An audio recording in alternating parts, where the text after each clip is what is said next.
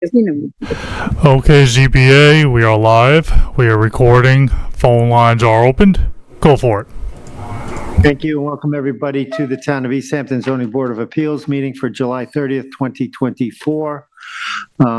We have some scheduled public hearings this evening, and I'll read the first one into the record.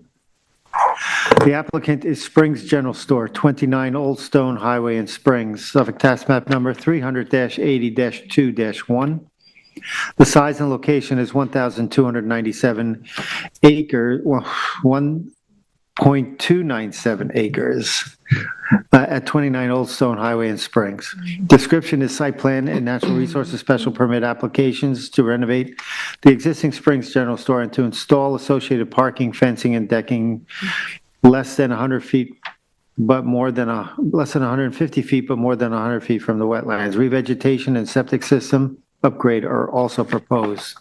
The relief sought is a natural resources special permit pursuant to 255-420 of the East Hampton Town Code. The zoning district is NB, neighborhood business, and it's in the AE flood zone, elevation 7 to 8, and X flood zones, and the secret class is type 2. And council, do we have proper affidavit of service and posting? Yes, I've reviewed the affidavit of service and posting. Everything appears to be in order, and the board has jurisdiction over this application. So thank you. Prior to beginning, Member Mehring has a disclosure. Thank you. Yes, I wanted to make a disclosure to the record regarding this application. So prior to my being appointed to the zoning board on November 2nd, 2023, as a member of the public, I did participate at a town board public hearing related to a very specific issue. It was a biannual discussion of proposed CPF water quality grants. As you may know, I participate in a lot of public hearings overall for many years. The comment I made was very specific to a technical question around potential septic flow related to a pending on-premises SLA permit, and asked if perhaps the final decision should be deferred until that was resolved. Anyway, that grant was approved, and since then the applicant has publicly disclosed they withdrew that particular application, so it's no longer part of the pending application. And I want to make clear, none of my comments in November relate in any way to the overall application or the elements before us on the zoning board, and I affirm that I harbor no feeling that will disrupt my ability to evaluate this application objectively and on its factual merits related to the code. So just wanted to get that to the record. Thank you. Thank you. Vice Chair Denise Savarese has the report. Yes, the property was officially noticed properly. Thank you. Next, please, Tyler. Oops. Can you just wait 1 second? Let's just see. Can I ask Matt if Lisa's in, just so that she can hear the discussion if possible? Hey, Matt, sorry, it's Jameson again. Go ahead, please. Do you see Lisa LaCory trying to join the meeting? Yeah, she's actually on the phone lines. Oh, okay. And Lisa, can you hear us now? I would have to unmute her. Give me a second. Okay. Last four digits, 8363. You are on. Hi, Lisa. It's Jameson. I just wanted to make sure that you were with us before Denise starts her presentation. I need a link to get on. I don't know what these last four digits, what I would dial them into. She's only on the phone. I sent it. She's not Okay, so yeah, you dialed in just as a phone caller into the live meeting. Tyler said that Yes, he emailed you the link. The email should have come from Tyler with the link to the Zoom. It did. I don't know what to put that link into. I usually get a Zoom or something like that. I don't know what to dial that into, those numbers. The second email. Oh, there should be a second email. Oh, okay. I'll check again.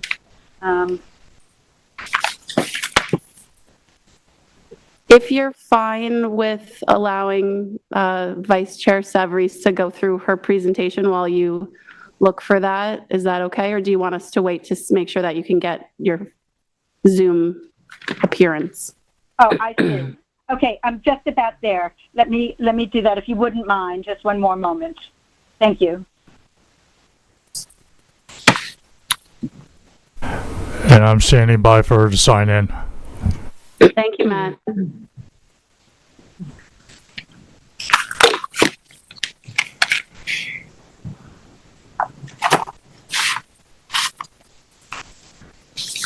No, I don't. No, I'm not in the right place. I have the link, and then it is indicating how to link into sign up for Zoom. I'm not having a place to sign in. Why don't you go ahead with Denise's? Okay, if you want to listen, Denise is going to proceed, and Matt, if I text you Lisa's email, can you send her the link and maybe she can open it that way? I can definitely try. Thank you. And then if not, we'll just do it by phone. Is that okay with everyone? Yeah. Okay. Thank you, everyone. Are we ready? Yep. Okay, this is the official notice. It was properly posted. Next, please, Tyler. I took this picture from School Street. You're looking at the front part of this area is where some of the parking will take place. Bringing the property into conformance with the ADA. They'll have an access ramp and ADA parking stalls. Next, please. I'm walking around, I'm just giving you a sense of the property, but really the only thing before us tonight is parking, fencing, and decking. But this on the northwest side, it's actually Accabonac Harbor is in the distance. This is where I believe 3 tables and chairs, outside tables, will continue to exist. Next, please. This is Accabonac Harbor. Next, please. This is just, I'm continuing around to the northern side of the property. Next, please. This is probably the fence that's going to go down, because in this area, there'll be better pictures after this, is where the parking in the rear is going to go. Next, please. Again, this is an area that is going to be improved, but you're looking at propane tanks in the back there that I believe are going to be removed, and they're going to be placed underground. Next, please. These are just planters to the southeast side of the property. Next, please. These are the non-functioning gas tanks, which I'm happy to say will stay. They will remain. Next, please. This is a view from the front of the building looking out on School Street. Next, please. This is to the rear of the property, and again, a lot of this vegetation is going to be removed. They have submitted a robust revegetation plan, but there are some trees on this property, and I'm going to defer to Member Berger because she's the tree expert, that are very old, and I've taken some pictures of them just to have in the field inspection. Next, please. Where am I? This is the area of the dumpster. This is again going to be, and that would be in the northeast corner. That's going to be replaced and rebuilt. Next, please. These are just other structures that exist on the property, most of which are going to be removed. That also is one of the trees I'm talking about. Very large tree. Terry, you can tell me what type of tree it is. But next, please. Again, a lot of this vegetation, again, is going to be removed. A lot of it is invasive, but again, they have submitted, again, a very robust vegetation plan. Next, please. That's just a double of the same picture. Next. This is again, might be this would be on the northwest side of the property where the driveway will extend down to the back for parking in the rear. And I'm just kind of hoping this tree isn't affected by this project. Next, please. Where am I? Where are we, Jane?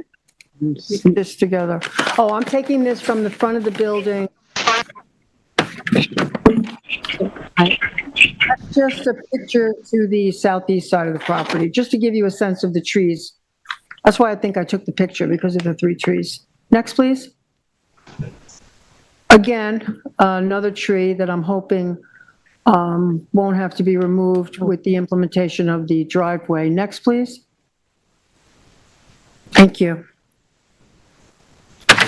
Just want to state for the record that Lisa has signed in. Thank you. Do we have the agent to the applicant here? And just want to make a statement to the members of the public. The application that's before us tonight is basically narrow in scope for our board. We're not here to discuss the specific merits of what the planning board is discussing. This application before us is strictly for natural resources special permit, and that's what we'll be discussing. So if there are questions related from anybody tonight that does pertain to the planning board's discussion, we won't be entertaining that. So, agent, who's here? Yep, thank you. Michael Sciano from InterScience Research Associates here on behalf of the applicant. I also have... Raise your right hand. Do you swear or affirm to tell the truth, the whole truth, and nothing but the truth? I do. Thank you. With me tonight, I have John Bennett, the counsel for the principals and the owner of the property, and also in the audience I have 2 principals for the owner, Daniel Bennett and Jonas La Forteza. I'll be making the bulk of the presentation, and John will say some things after I'm done. So first, I just wanted to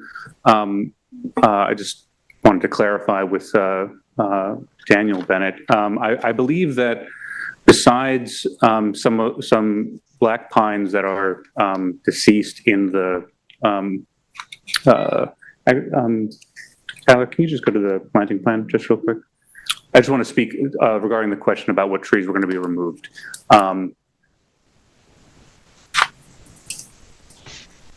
So I'm just going to point at them just real quick. Sure. There are some dead black pines here, and then probably there is a large tree in this area that, because of where we need to upgrade the septic system, where the septic system has to go, based on our input from our civil engineer, that tree would have to come down. But the other trees were the large ones. We're not planning on taking them down. We're only showing in this plan what, like, we're going to be supplementing existing vegetation, and in area except for any invasive plants that we have called out in our application. So I just want to make sure that was... Thank you. You're welcome. Thank you. So we believe that the project is beneficial for the environmental conditions of the property on and around the subject property.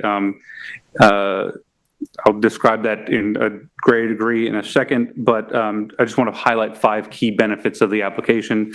All of the proposed structures that exist today that are less than 100 feet from wetlands will be removed. And the proposed project proposes to remove all existing permanent structures from the 100-foot setback. The application will replace 11,661 square feet of lawn with native vegetation. The project proposes to install drainage where no subsurface stormwater drainage currently exists. And we also propose to upgrade the standard septic system that exists today with an IA-LWTS, which will also increase the setback of the leaching components of the system from 121 feet to 203 feet. And all of the driveway area that is on top of the IA-LWTS that exists today will be replaced with pervious gravel surface. So just to go through, I have details of the entirety of the project. Not all of this is within completely within the purview of this board, but I just want to make sure that it's clear for everyone what we're doing here. So first, we're installing, at the request of the planning board, we're installing 775 square feet of ADA parking in the front of the building, in front of the Springs General Store building. It's going to be located 138 feet from wetlands. This is the only hardened surface that we're proposing in this driveway, and that's for ADA access. We are also proposing to mitigate the stormwater impacts of that paved surface. We are proposing drainage, including a trench drain, which will lead directly into dry wells. So even though we're creating additional impervious surface, we are proposing to capture as much the stormwater from the area that we're disturbing in that case. We're proposing renovations to the Springs General Store building to repair damage that was caused by a burst water pipe, and to ensure that the building is in good condition, and to also make the general store ADA compliant inside and around the outside of it. This will include the replacement of the foundation of the building, and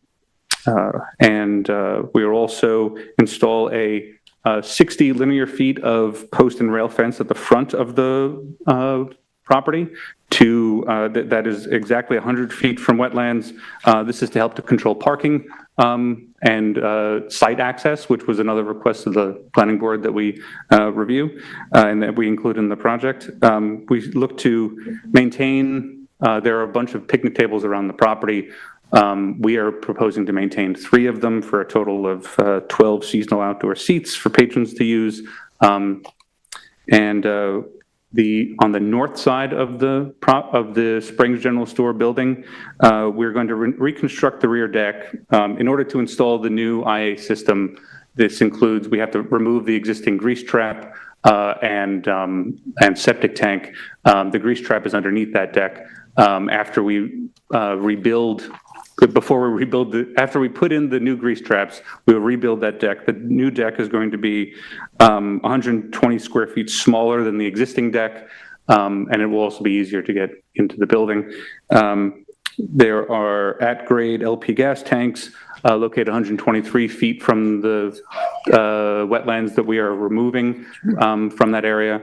We're going to remove a fence that is on the northwest side of the Springs General Store, located 120 feet from wetlands. There's a concrete pad and ice machine located 106 feet, which is on the southwest corner of the Springs General Store building. That's going to be removed. And actually, after the LP gas tanks and that pad are removed, that area is going to be planted with native vegetation.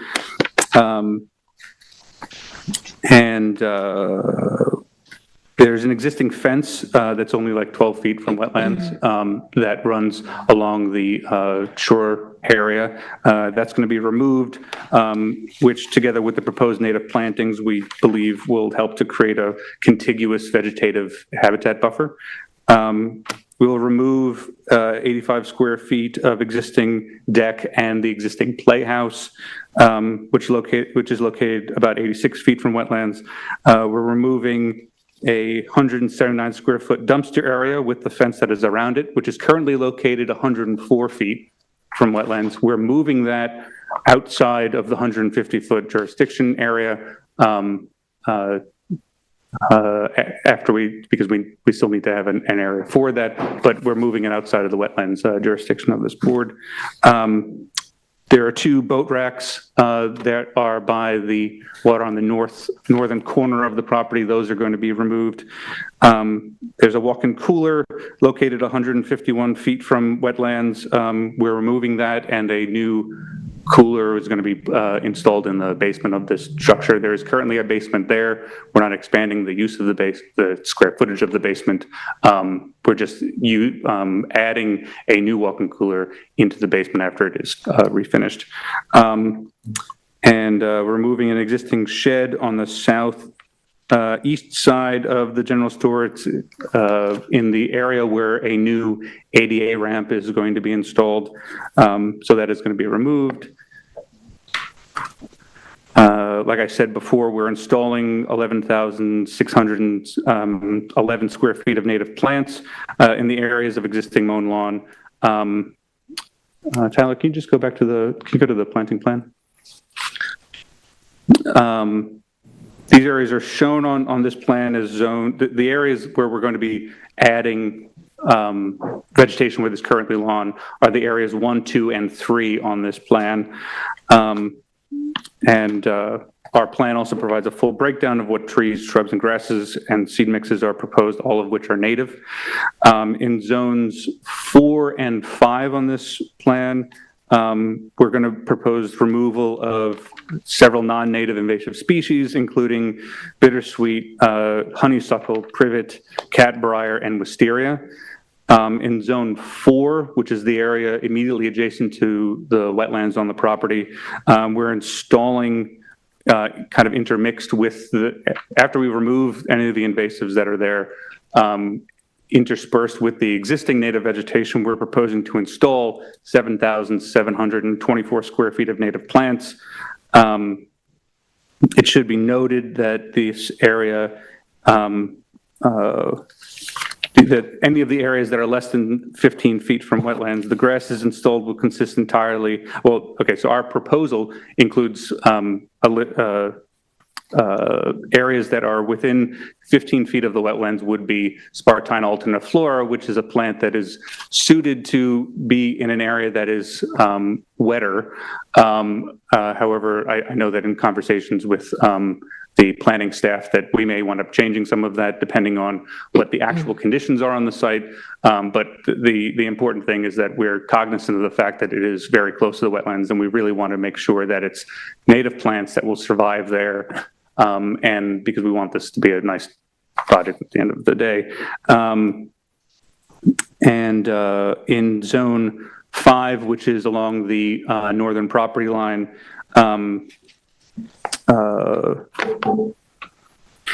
the existing 700 square feet or so of existing native material will be supplemented with an additional 2,865 square feet of native plantings after the invasive species are removed.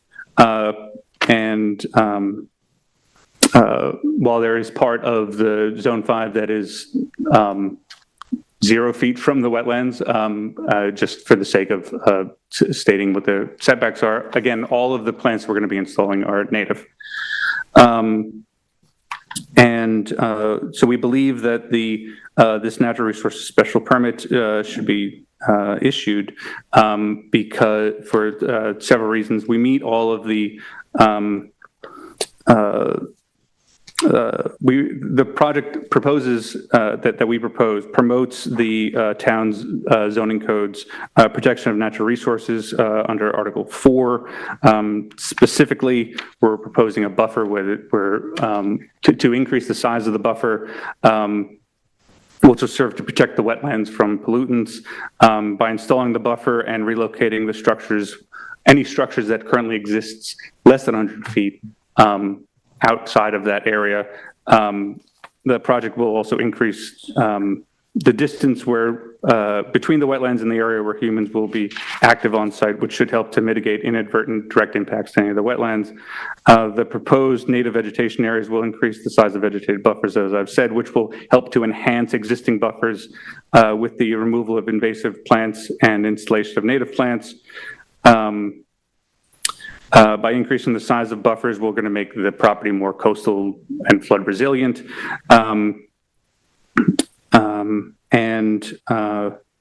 For reasons already described, the proposed buffer and structure changes will only improve the natural and maritime character of the property. While the other proposed improvements will serve to promote the town's social and economic well-being by enhancing a social hub of the Springs community.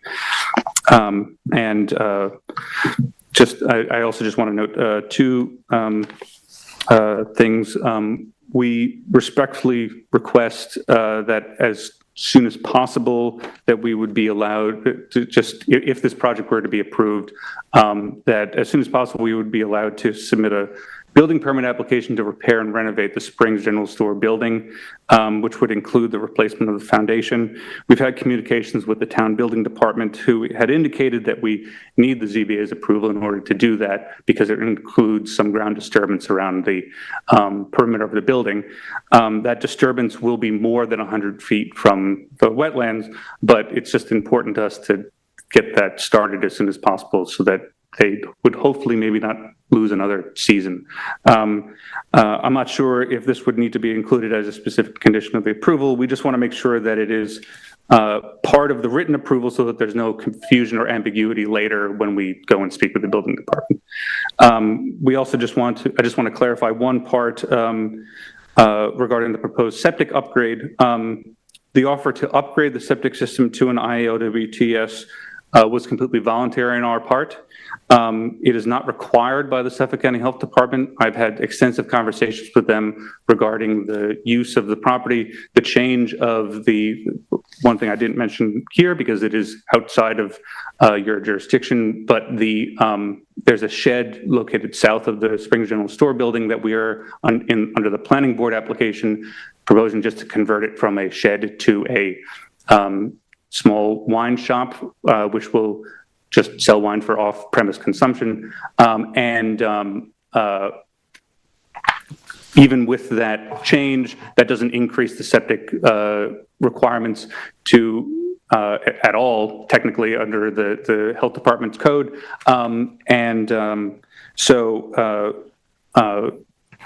Again, the septic upgrade is completely voluntary on our part.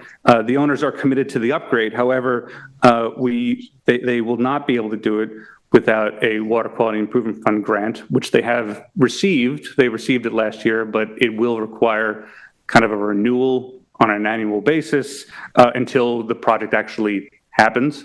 So in the event that for some reason the grant money isn't available or that money isn't available, they won't be able to do the upgrade. So if this board does grant us an NRSP, I would just ask that a condition be added to note that the IAOWTS upgrade is contingent on the continued availability of funding. I'm not saying that that it would be only from the town of East Hampton. I don't know how we can make that as a legal aspect of our determination. I mean, maybe I guess what I mean is just that it's not. So we're proposing to do it, but that it's John,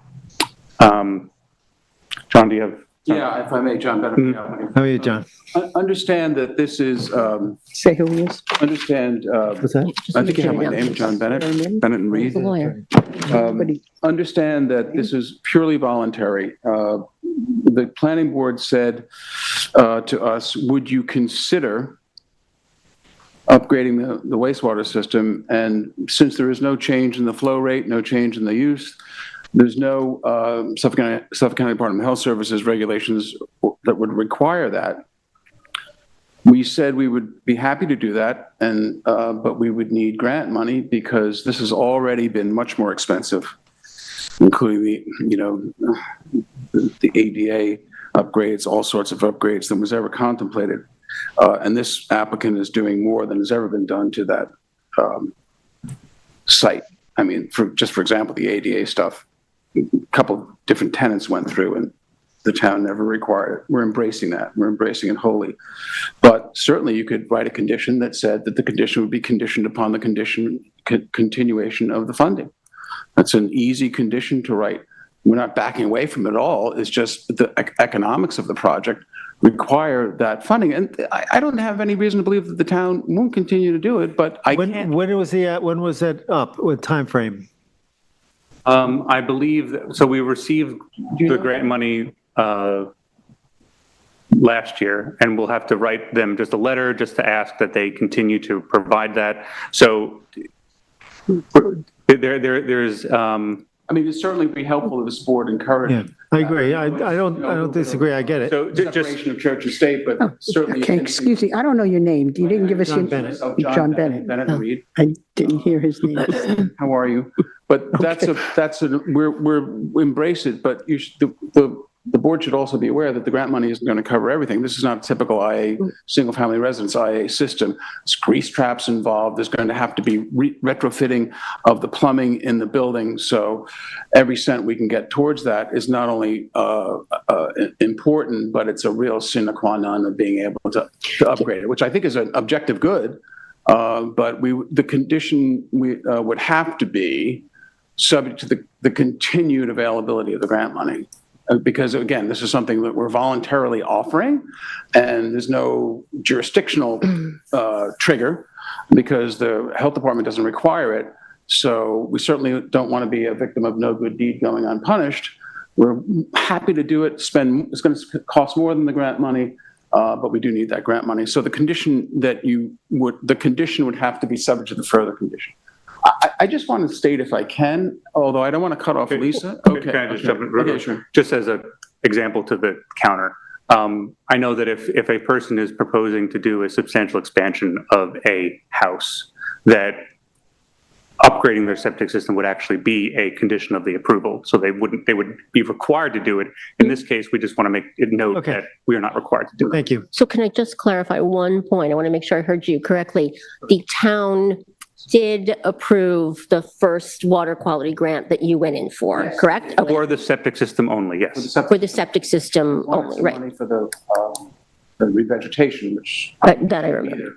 that didn't go. But they did approve it for the septic or the wastewater system, but it's a rolling sort of thing. So it's sort of a use it or lose it thing. So we have to reapply for it. And that's the Like it's going to sunset, you're saying, by a certain time. Is that what you're saying? Sort of. I believe, just based on my conversations with them, I think that I really just have to provide them with a letter saying that we're still interested in doing it, and the reason why we haven't been able to is because we have to go through the approval process. I'm concerned with the word just. So I think what it sounds like to me, what you're saying, like if the zoning board feels that as a condition, that the environmental benefit from this upgraded septic system, that our approval would be conditioned on that gets approved. What I'm saying is I would not get accept it. that as a condition unless it was further conditioned upon Understood. continued availability of funding. Right, literally is a bridge too far. But this has been so much more expensive. Okay, thank you. There are certain circumstances under which a person proposes to do X, Y, and Z, and sometimes they decide not to do X. And in this case, we may not be able to do X being this. So, And when does that expire? Excuse me? When does that expire? I'm sorry, I don't have that date in mind right now. I just know that I will have to. You know? No. But we will continue to try to keep it alive, but I can't tie ourselves into a grant that I ultimately have no control over. I don't have any reason to think other than they'll renew it. It's a great project. The planning board specifically asked us to do it. We didn't offer it. They asked us to do it. Talked about it. We said there's some grant, and some of the staff were like, there's some grant money available. We talked about it. We said, well, let's see if we can get the grant. And everybody was very happy, but the process has been much longer. We're trying very hard to get this done. This will be if we miss the next season, it'll be the fourth season. And I just want to tell everybody a little bit about the background, because everybody knows the Springs General Store. It's not only is a commercial venture, but it's a bit of a social hub. It always has been. And Daniel Bennett, who's my son, and Evan Bennett, his brother, and Jonas, their partner, have been trying to keep that open even with the no function there. There's an event that happens there. People come, they play music, they enjoy it. They understand it as a part of a social hub. They've known it that way because they grew up in Southampton and in Springs. My great-grandfather lived on Abraham's Path in Amagansett. I am a local Bennett and very proud of it. And the fact that I would never thought that I would have two of my sons come and try to reopen and reinvigorate the Springs General Store and make it an even more special place. This is some of the people that have spoke to me said, you have to make sure people know, and this stuff is not supposed to have anything to do with anything, but it sort of does. You got to let people know. These are not city boys coming out to do this. These are people that, this east end of Long Island is in my blood. Since 1639, when a guy came over from Dorset with Lion Gardner, and I can trace through the East Hampton genealogy, and I'm very proud to be able to trace it all the way back. Why do I say that? Because they love this place, they grew up with it, and they don't want to really change it. Maybe there won't be the whole line of candy on the one wall, because you can't make money with that. But as Daniel always says, you'll still be able to get the egg sandwich with a cup of coffee in the morning, which is what it's known for. Guitar music. So, and the Architectural Review Board was thrilled. We're really, really, really trying to keep the same sense of place, to keep it what it is. I think the only dialogue was whether they wanted a sort of a darker, more Nantucket-ish sort of color on some of the trim, which some of the buildings in that area have, or just to go with a white, which we're sort of agnostic about that. It's really not going to hold anything In up. the effort of time, I just want to make sure we keep it to the NRSP. No, I know, but I know this is important. It's important, it's important. And I appreciate your patience in doing that. I do have to stress, with apologies, that it's not an unlimited pocketbook. So any condition on the septic system, since it's not required under the agency that does have jurisdiction, any condition would have to be subject to the continued use of the money, because we are voluntarily doing it. But I thank you, and I'm sorry for the little bit of the family history. Is just very important to me. I apologize. I didn't mean to bore you or anything like that, but it's so much of the fiber of this application. Thank you. Any questions, board members? I had a question, I'm sorry, but I want to defer to Vice Chair, since Springs is her region first, so I don't want to jump ahead if you have questions. Oh, no. Okay. I have no question. So I had seen in your narrative that they're replacing the foundation, and often this board will receive a construction protocol.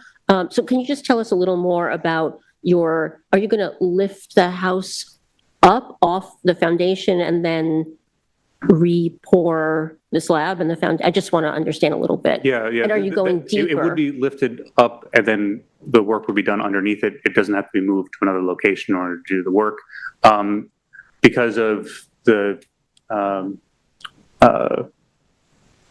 but when you go to do this work, there is going to be some disturbance within, I'd say.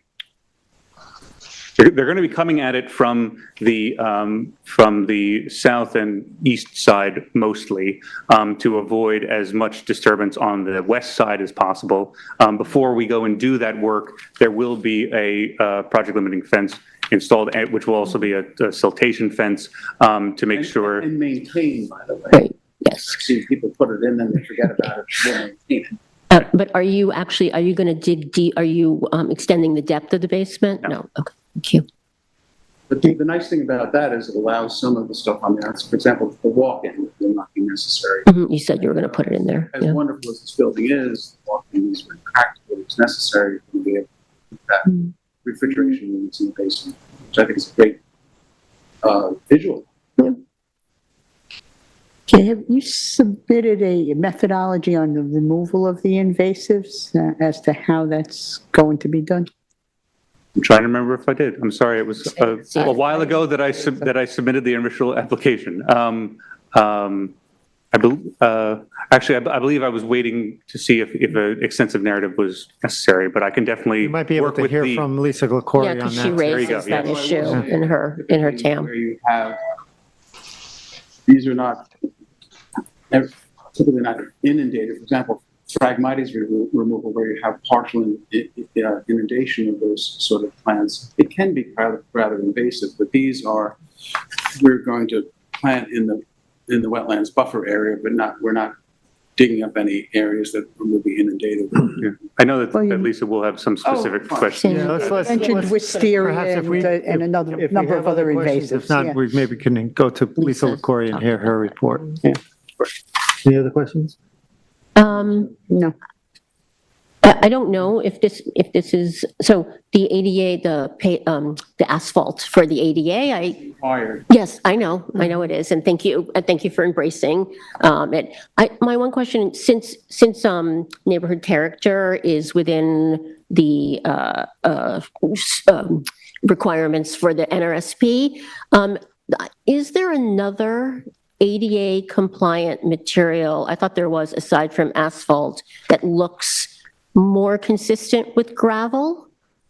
Well, I've been told, the planning board wanted us to have asphalt. Oh. Permanent. I was desperately trying to figure out some way around that. We couldn't come up with anything because it does have to actually have that sort of stability. I didn't like it because then I always try to minimize the things that we can do first. We were told if you're going to have the ADA compliant structures, we have to do that. I can't be,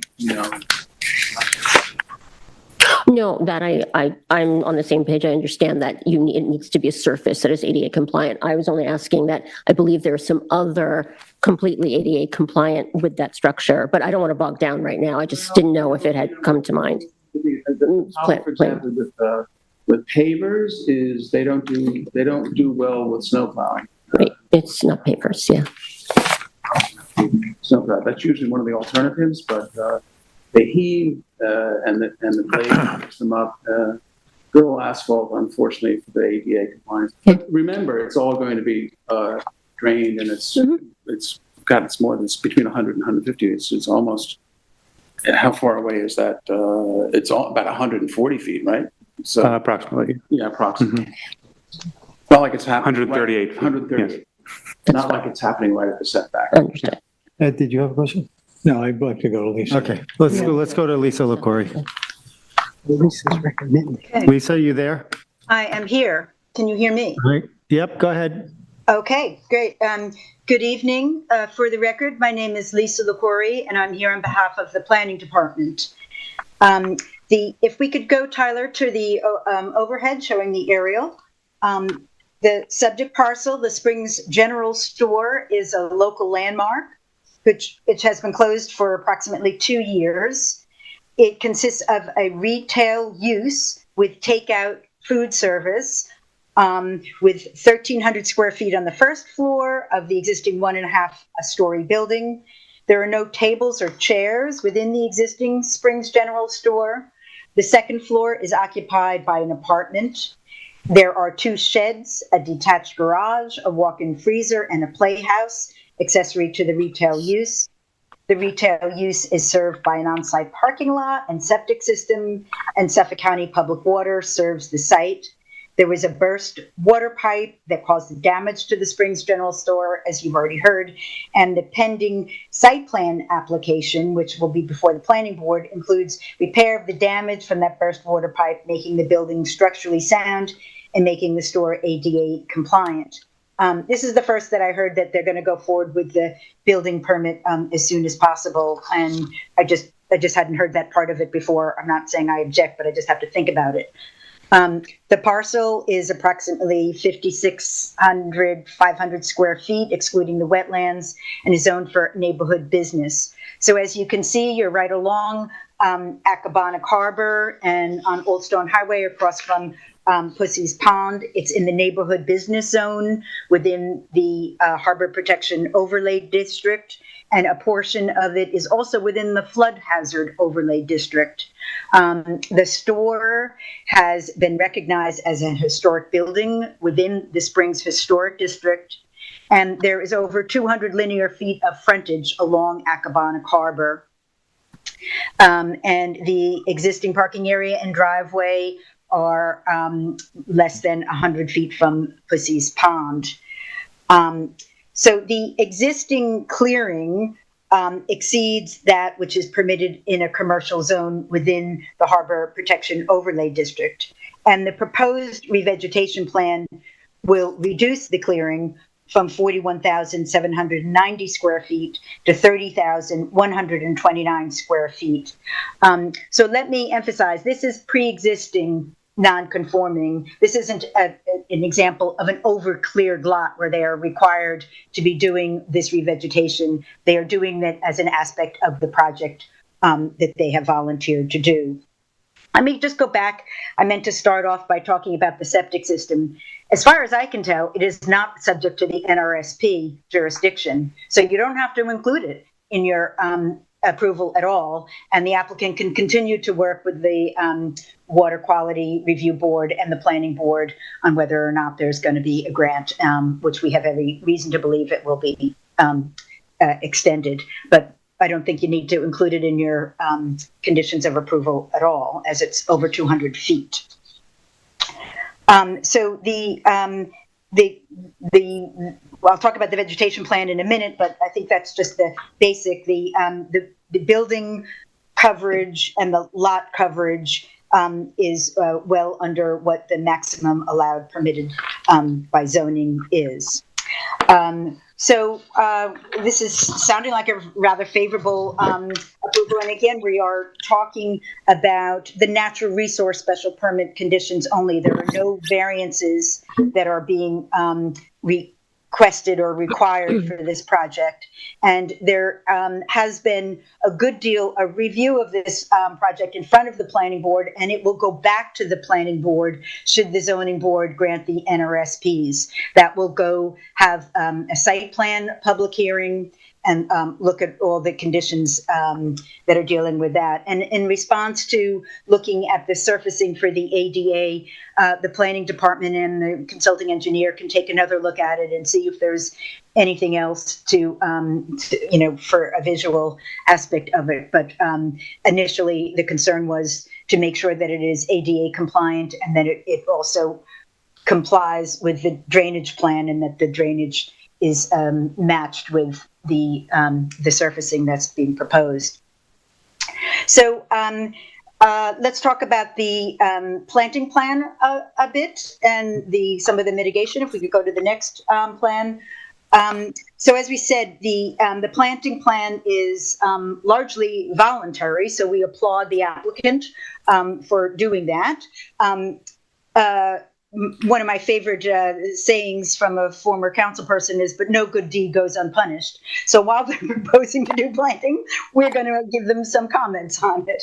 And that is, we question whether some of the Spartina grass in the area along the wetlands will survive. And there's a little bit of a bank not far from the wetlands that the land then rises up. And so any Spartina species that's planted seaward of that, we would recommend a different, landward of that, we question the survivability and we would suggest a different species. This is something that the applicant has indicated in writing to the planning department that they're willing to work with us and, what is it that we're recommending. So we seem to be very close on that issue.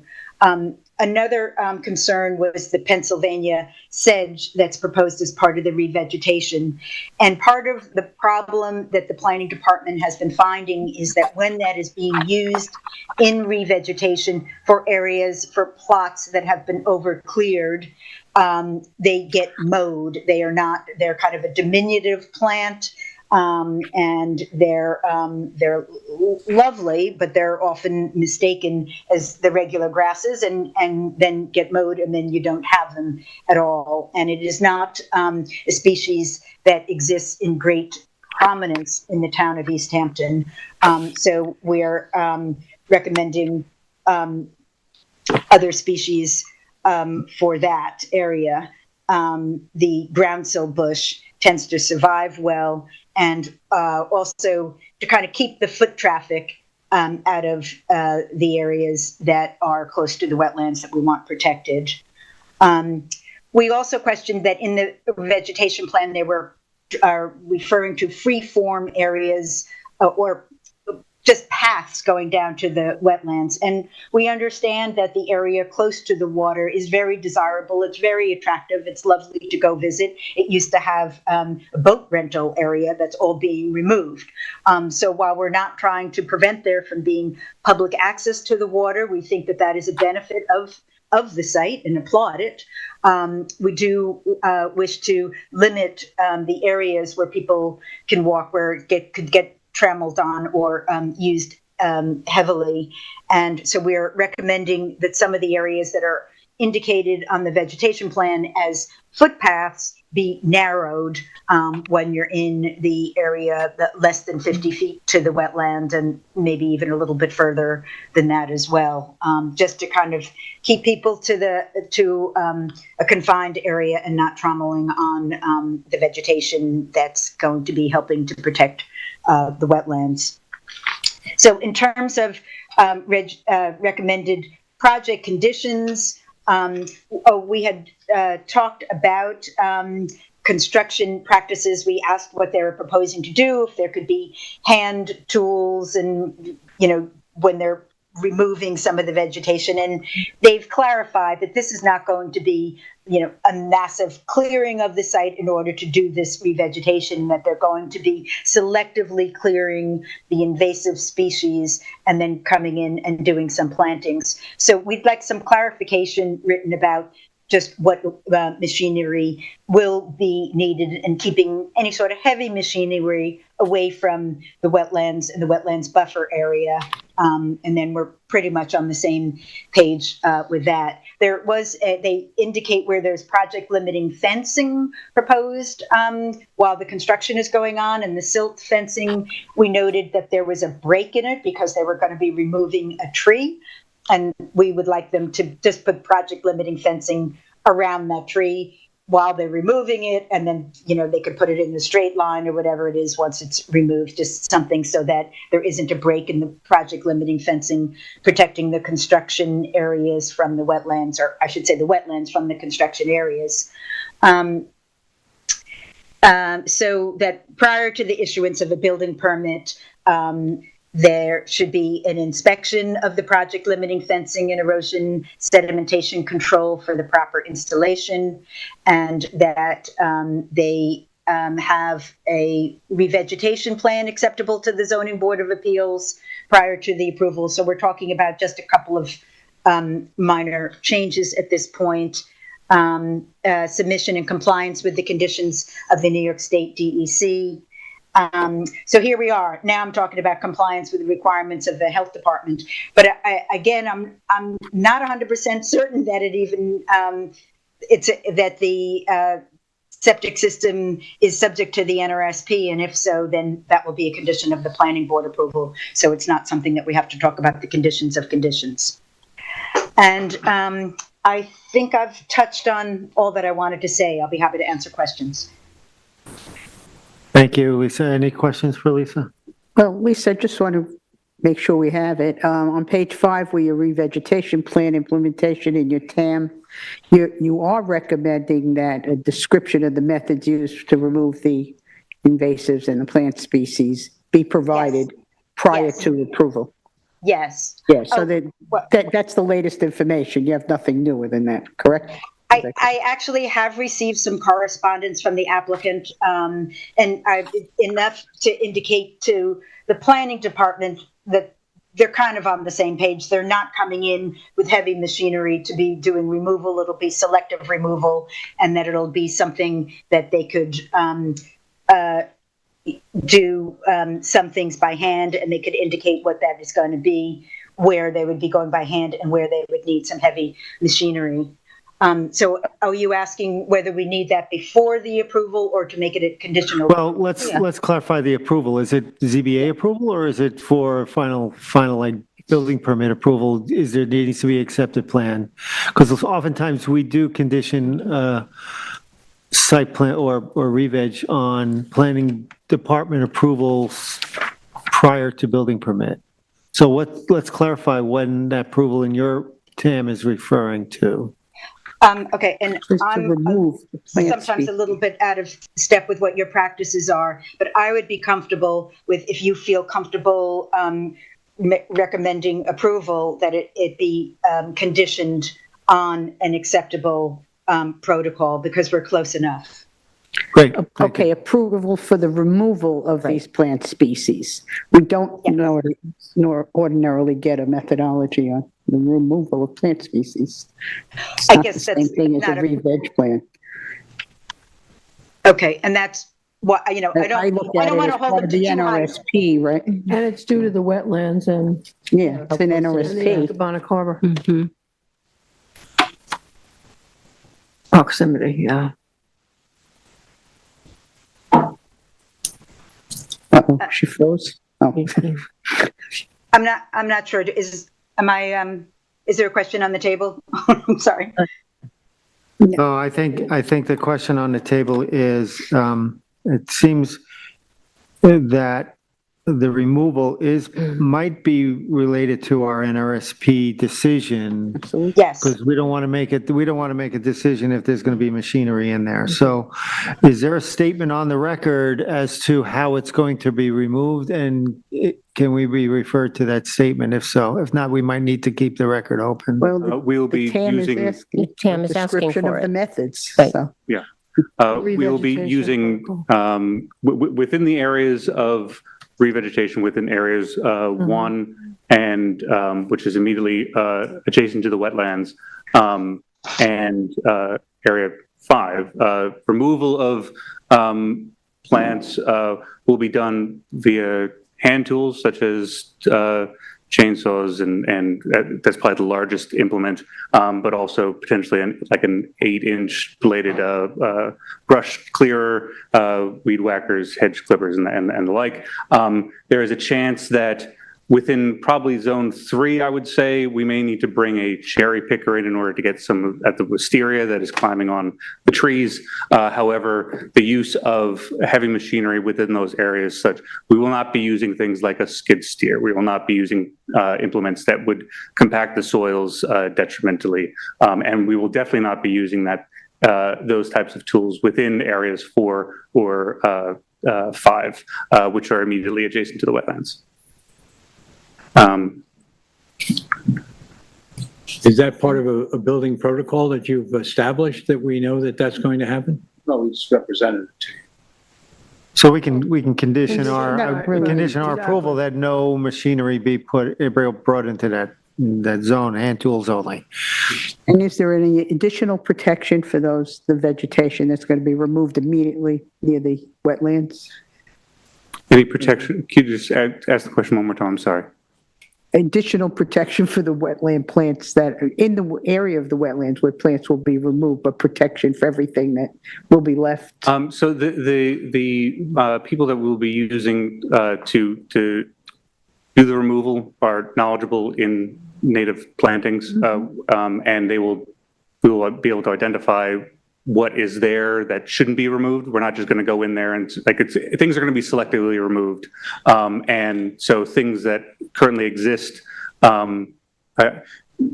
it's not a situation when you have selective removal such as this, it's not a situation where you could necessarily put either fencing or cloth around those plants, because especially with wisteria removal and the like, it requires you to kind of get in there. But we're based on my discussions with the person who helped us design this plan, they are knowledgeable in the way that they will identify where those plants are, where the natives are that should not be removed, and also identify the ones specifically for removal, and will be on site in order to make sure that does not happen. So, Okay. And be, of course, subject to Lisa or any designees. Well, I'm wondering, if before you start doing that, once you've identified and marked everything, if the planning department goes out and reviews that prior to you doing it. I think that would be acceptable too. Okay. Yeah. Thank you. Anything else, board members? I have another question for Lisa on the re-veg. Lisa, we have a question for you. Right. Hi, Lisa. It's Jane.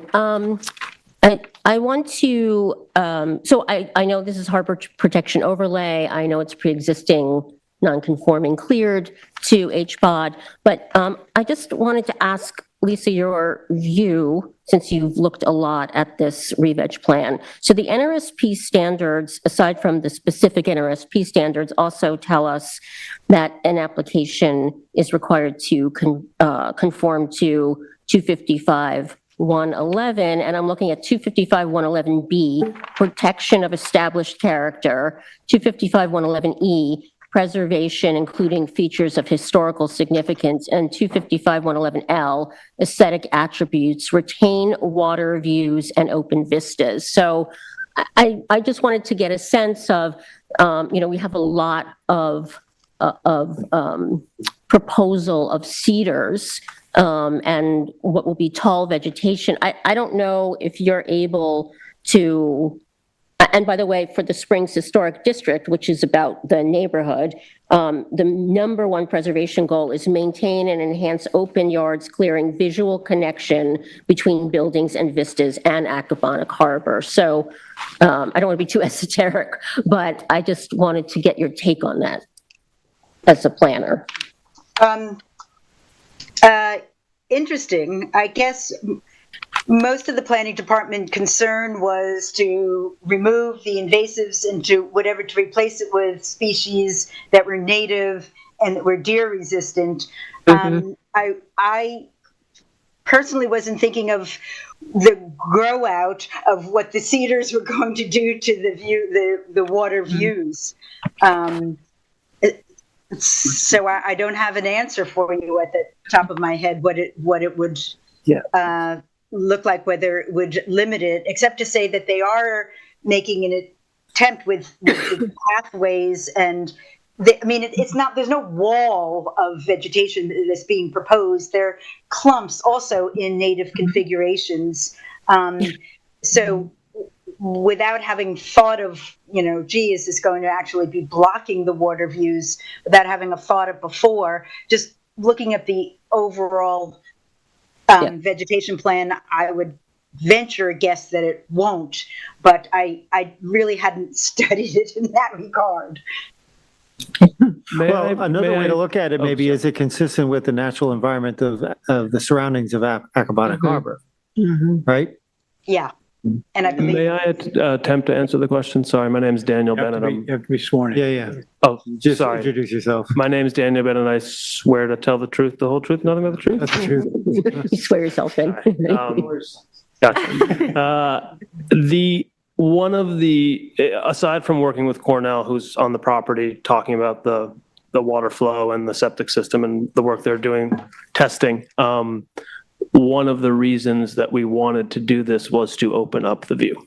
That was kind of the whole impetus of this, was to see, because when you walk down there on that little path, there's one of the only sort of, if you will, kind of, because I live on Springs Fireplace on Accabonac Harbor, and it's obviously stunningly beautiful, but you can see houses all through, right? But when you walk down on that little path, it's one of the only unspoiled little views where there are no houses. It's one of the most beautiful views of the harbor, in my opinion. There's seabirds everywhere. It's incredible. Anyway, we tried very hard when working with Diane Schulman, who designed this. The first thing I said is make sure you don't block the view of the harbor. So the junipers, native cedars, is supposed to block the view of the house adjacent. Sorry, Mike, over there on the east side. You see all those clumped ones? Oh, sorry, that's the north side, right? Yes. Yeah, so on the east side, see all the red? Yep, on that side, yeah. There's a house across, I'm sorry, the west side, I apologize. There's a house across there, and so those are supposed to block the view of that house. And then the ones on the north side are supposed to block the view of the other house. And then they're not surrounding the exactly, that area, which is where you actually see the harbor. So that was sort of the philosophy behind that. Appreciate that. Thank you. Thank you. Any other questions? Thank you. Is there anybody? Go ahead. Clarifications, if I may. The building itself, the Springs General Store building, is in flood zone X, while part of the property is within a special flood hazard area. The building itself is within flood zone X. And while the leaching components are all more than 200 feet away, we do still have the grease trap, which is less than 150 feet away. So that part of the septic system is still within your jurisdiction. That's where the separation happens, but there's no leaching from the 200 feet. Right. Thank you. Thank you. Anybody in the public would like to address this application, sir?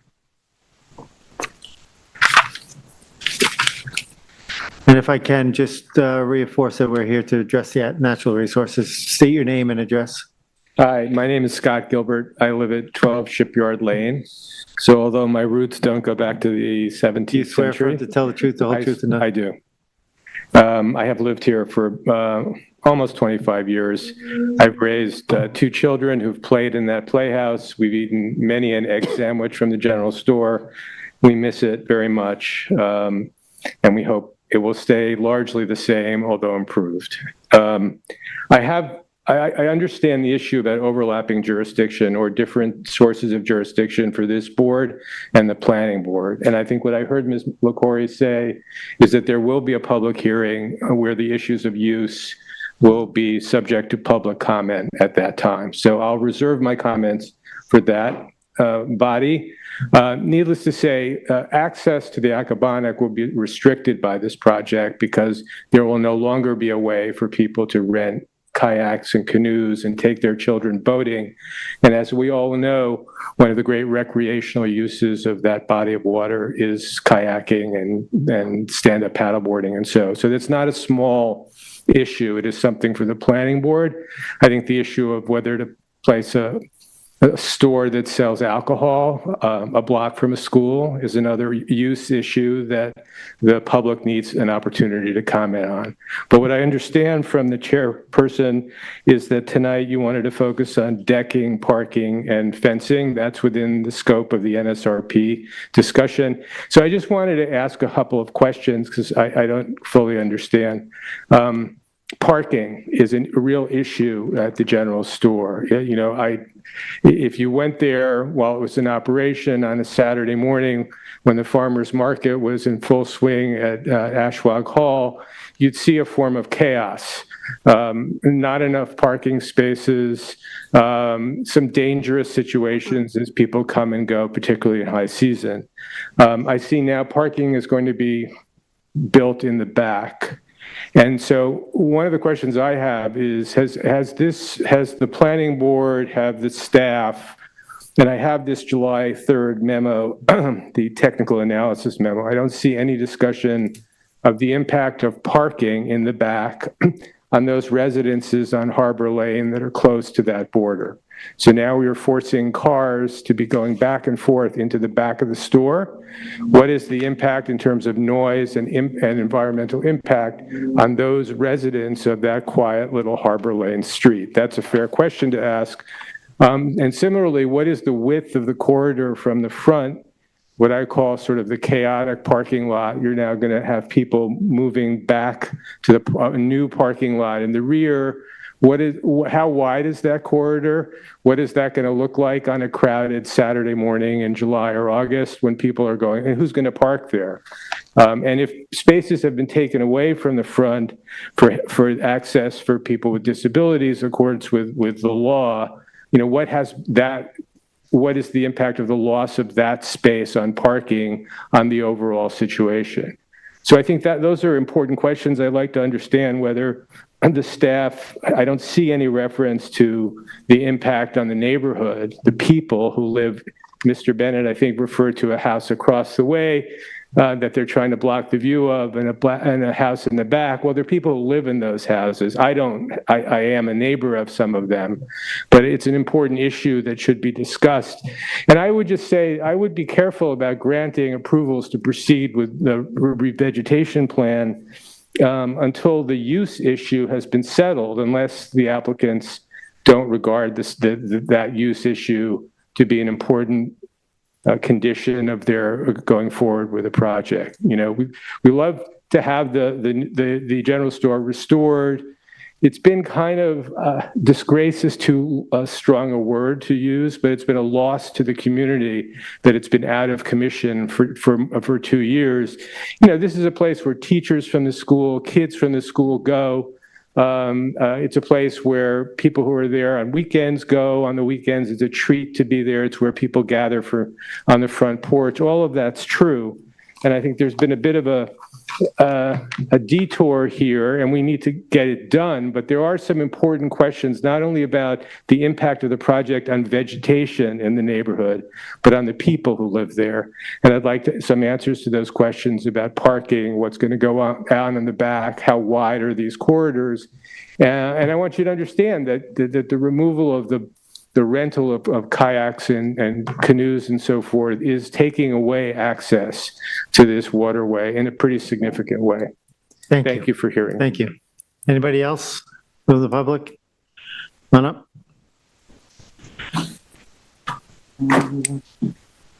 Do one of these. Announce your name and your address. Mike Kilcoyne, 37 Harborview Drive. You swear affirm to tell the truth, the whole truth, and nothing but the truth. Thank you. I do. Thank you.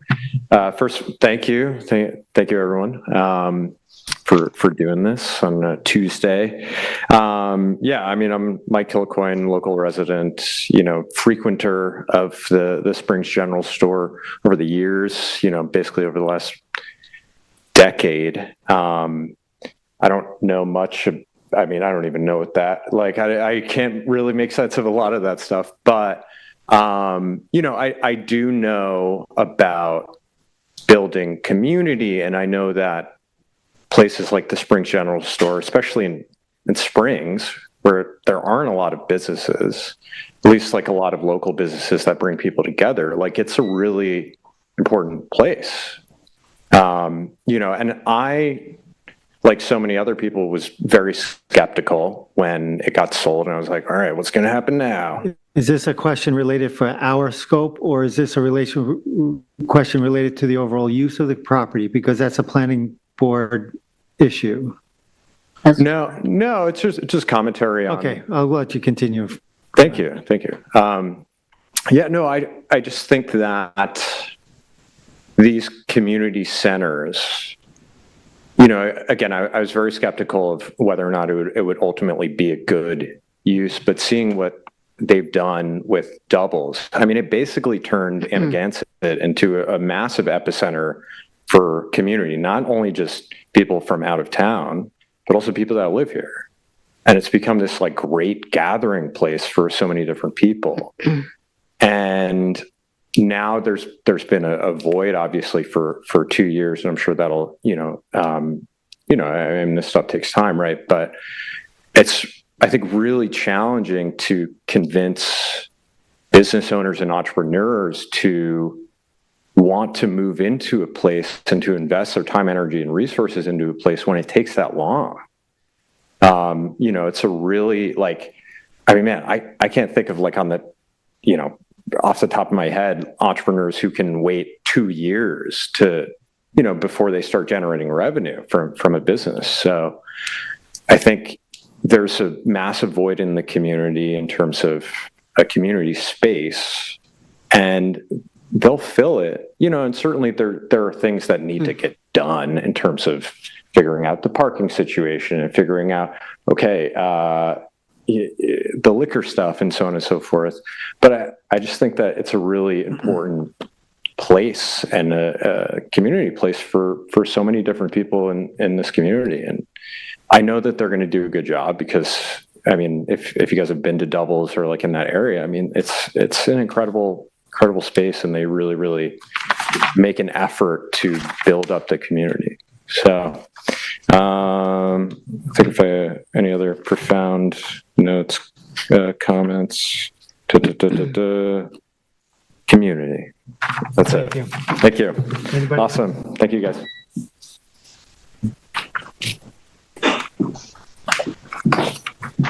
Your name and address? Yes, hi, my name is Ben Licio, and I live at 23 Deepwood Lane, Amagansett. You swear affirm to tell the truth, the whole truth, and nothing but the truth? I do. So what I've seen tonight, what I've heard tonight, seems like an amazing project for the neighborhood, for the environment. I've known Daniel and Evan for over a decade and know them to be super responsible and conscientious members of the community. I care a lot about the environment. I live in the water recharge overlay, so I understand a lot about the importance of native planting and making sure that we're stewards of the environment. And so what I see tonight just seems like a great plan, and I support it. That's it. Thanks. Thank you. Thank you. Anybody else? Matt, is there anybody on the phone? You have 0 callers. Thank you. Thank you. Do you have any final comments? You want to come up? John? That I would hope for is that if it could be closed, and I'm confident based upon Lisa LaCourie's in excess of 30 years doing this stuff and our willingness to work with her, any of those issues about protection during revegetation, swapping out of plants. I understand, I mean, sure, that putting the groundsel bush there instead of the Pennsylvania sage makes all the sense in the world. To me, groundsel bush lives all around, so of course that's a natural. But I would hope that you would have the confidence in her, which I know you do, to be able to have Michael and her and work this out. What we're encountering is the loss of yet another season. So we'd like to be able to.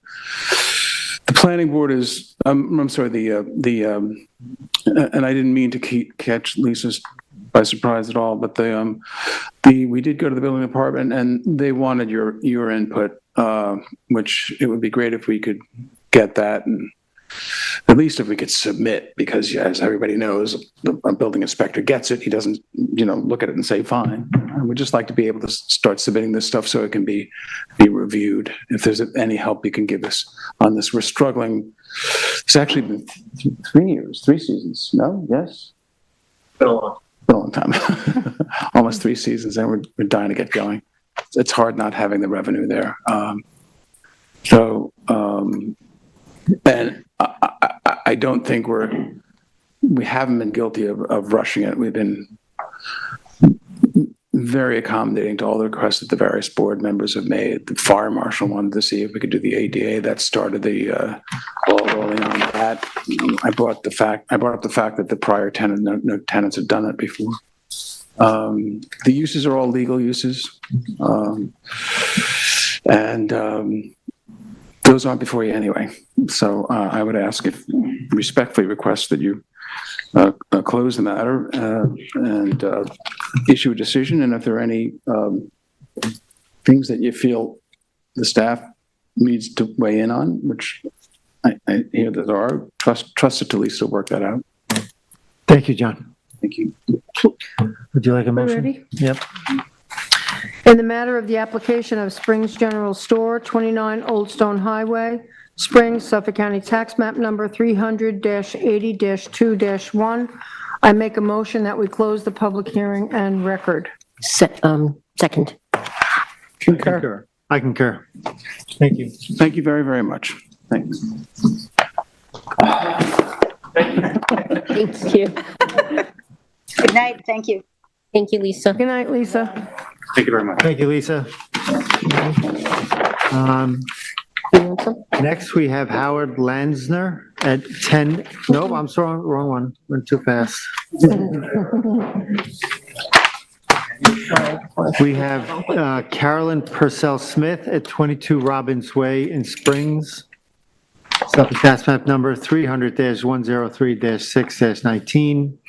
Size and location is 19,950 square feet at 22 Robbins Way, Barnes Landing, Section 5, Lot 686, 688, filed October 24th, 1957, map number 2469 in Springs. The description is to allow a fence, wood retaining wall, stairs, pool patio, HVAC units, and pool equipment with associated fencing and gravel to remain on a property that is within 100 foot of freshwater wetland. The relief sought is a natural resources special permit pursuant to 255-420 and 6 variances of 76.5 feet, 40 feet, 33 feet, 32 feet, and 22 feet pursuant to 255-430. C, the East Hampton Town Code are required to allow the fence to remain 23.5 feet, wood retaining wall 60 feet, stairs 67 feet, pool patio 68 feet, and pool equipment with associated fencing and gravel to remain 78 feet from a freshwater wetland where the 100 foot is required, and any other relief necessary. The zoning district is B residence, zone X flood zone, and the secret class is type 2. Council, do we have proper affidavit of service and posting? Yes, we do. I reviewed the affidavit of service and posting, and everything appears to be in order, and the board has jurisdiction. Thank you. And this, once again, this is in Vice Chair's report. Thank you. This property was properly noticed, as you can see with the official notice. Next, please. I'm standing on Robbins Way, and this is the house from that street side. Next. This is, I'm east facing the deck stairs and the rear yard. Next, please. This is the patio in question.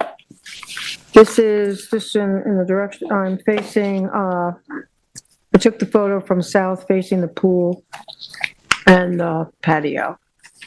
Next, please. I'm standing on the north side of the property, and this would be the rear of the property. You're looking up at steps that lead up to a deck and the back of the house. Next, please. This is the fence, goes around the whole backyard. Next, please. This is the pool enclosure. This is where the pool equipment is enclosed. This is on the south. It'd be west, isn't it? Yeah. It'd be on the west side of the property. Next, please. This is just another shot. I tried to get a full view of the pool and patio. Next, please. These are the steps. This is north facing the deck stairs. Next, please. And these are also facing north. These are the AC condenser units. I think that might be it. Yes. Thank you. You're welcome.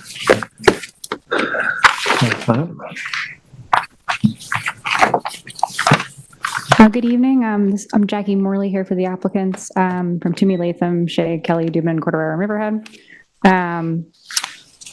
Just to speak briefly about the background of the application and the previous application that occurred at this property, we're here to seek approvals for the discrepancies that occurred between the previously approved variances and the existing conditions of the property today, as well as a few additional minor improvements that occurred as well. The owners had previously applied for variances and were granted relief in 2019, and there was some overlap between those applications and this application now. As Morgan had indicated in the TAM, the approval afforded variance relief for the fence, the stairs, the pool patio area, and the pool equipment. The stairs were originally supposed to be coming off the existing deck directly to the pool from that upper deck. Since that approval, the applicants got rid of those stairs and installed 3 different sets of stairs. So the application indicates the request for that southern stairs. I know the orientation is confusing. The southern stairs there at 67 feet, closer than the original 79 feet. If it's okay if I approach this for 1 second. The previous stairs.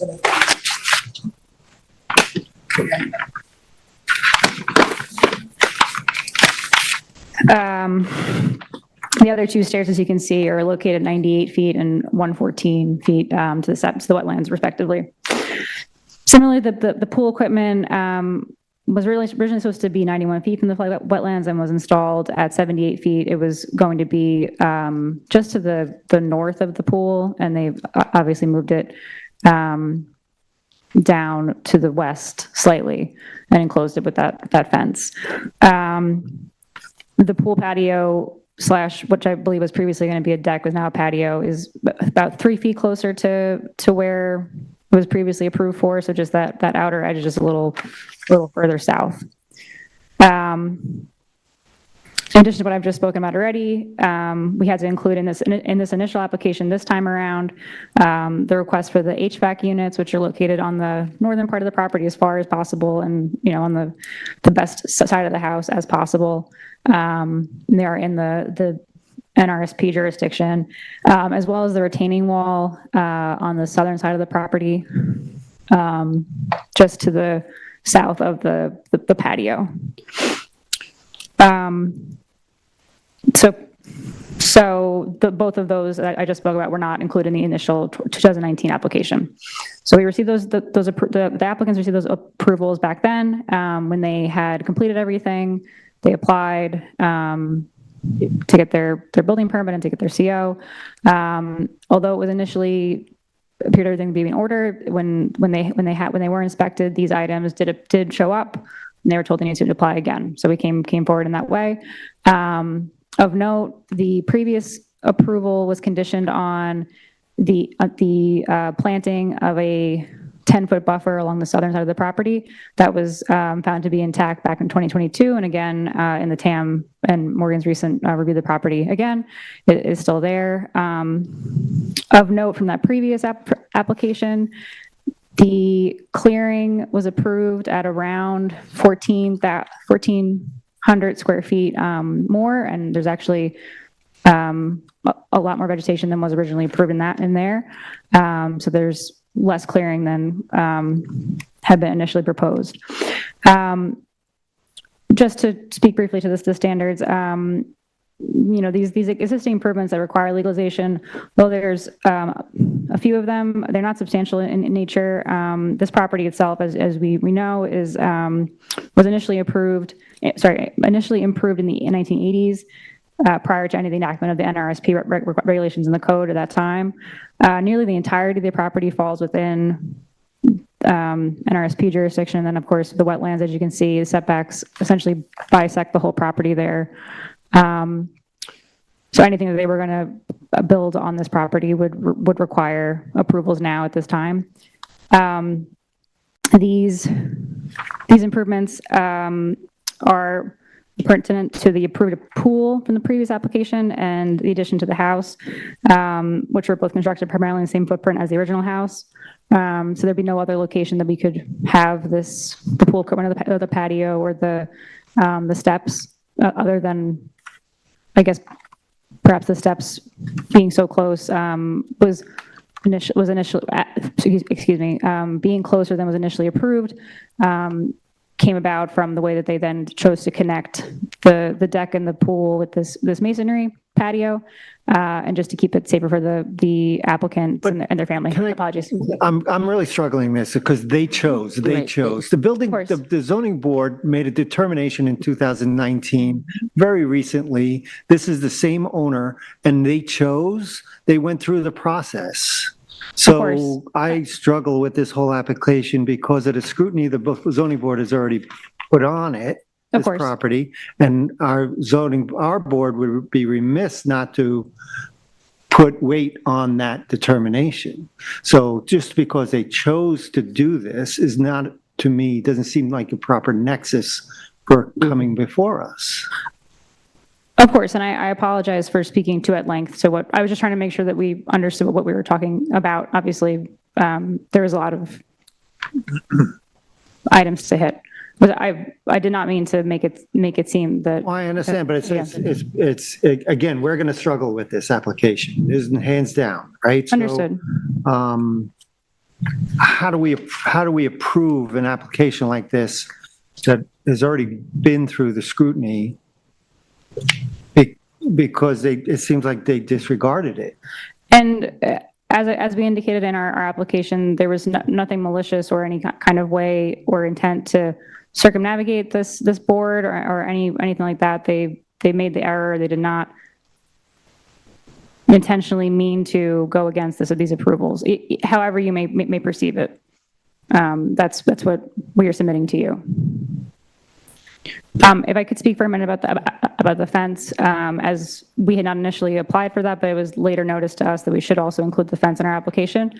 The initial location for the fence was not on the boundary line of the property. The applicants installed it on the boundary line. Generally, it does make sense to have the fence on the boundary line of the property as opposed to 20 feet east of it, for reasons of potential out of possession claims, that sort of thing, title in the future. But that was just something that was not included in our initial application and was later noticed. Okay. Do you have any questions? Well, I was going to ask specifically why the pool equipment ended up on the west and not on, because it looked like there was plenty of room on the north side when I visited the property today. So here, you know, what precipitated these changes, but it sounds like nothing in particular. Like the total lot coverage has increased. I understand the clearing has gone down a little bit, but the total lot coverage has increased substantially. Like 60%. I don't know if, you know, again, you've got to look at what the zoning board and how we looked at it in the past, but that's a pretty large increase in coverage.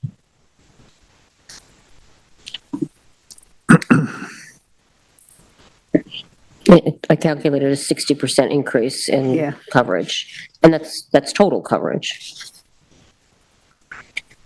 And the building coverage went up. Yeah, that went up modestly, yeah. And the fencing is a very large variance. Yeah. May I ask what is the purpose? What was the purpose of that retaining wall? I know it's not that tall or anything, but is there any? I believe it was just in relation to the way where the pool was, and in support of that, for those purposes. Thank you. It is not tall. No, I just wanted to understand. It's something that wasn't originally approved, so I just wanted to give you an opportunity to say what the purpose of it is. That's all. And also, there were multiple surveys. The one I have is April 19th, 2023. I can't see the date on that one. What is the latest survey that we have? Yeah, I had a question in from Morgan because in the TAM, it says that there's a November 11/6 survey, but I didn't. 23. I saw something was received at that point, but I didn't see a survey dated. That's the one I have, November. 11/6/2023. You have a survey dated that? 11/6. Yeah, I don't know. I didn't see it in the public hearing file. 2023. That's the one. If I may, we had received a request to add contouring, so we resubmitted the survey with the contouring. Because it wasn't in the public hearing file. Maybe it was a hard copy, but I didn't get it either. Okay. Thank you.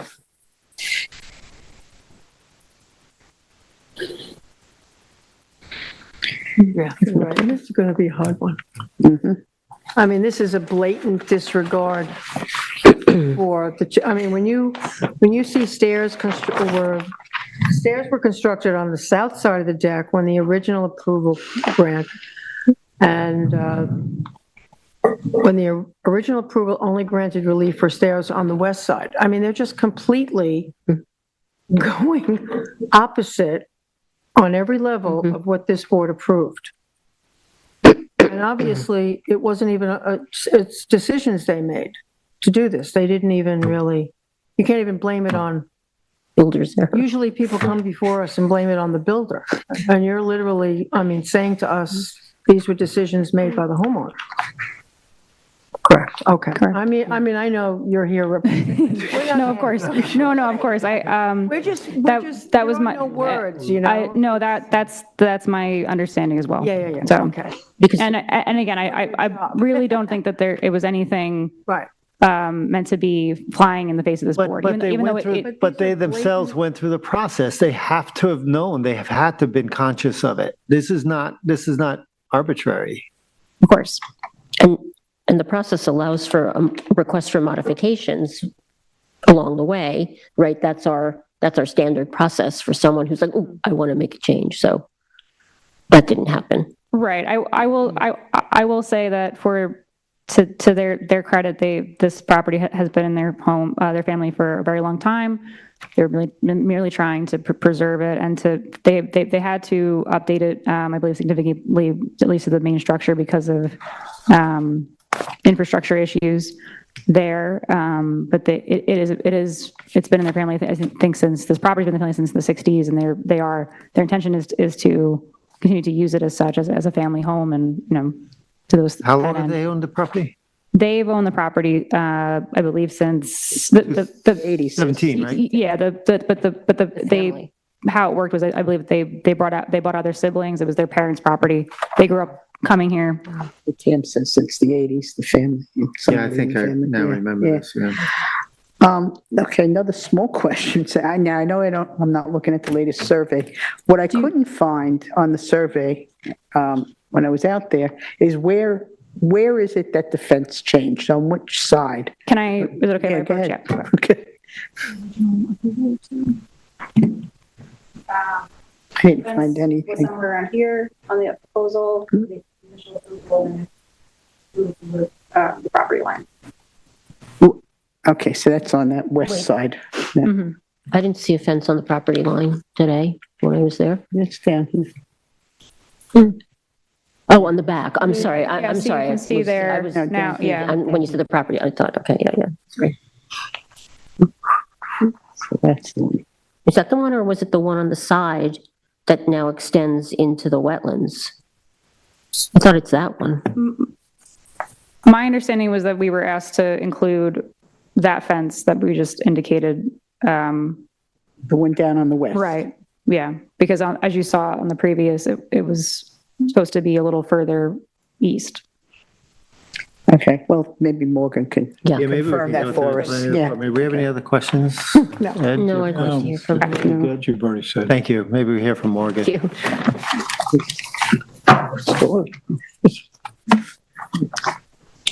Good evening, Board. Morgan Slater for the Planning Department.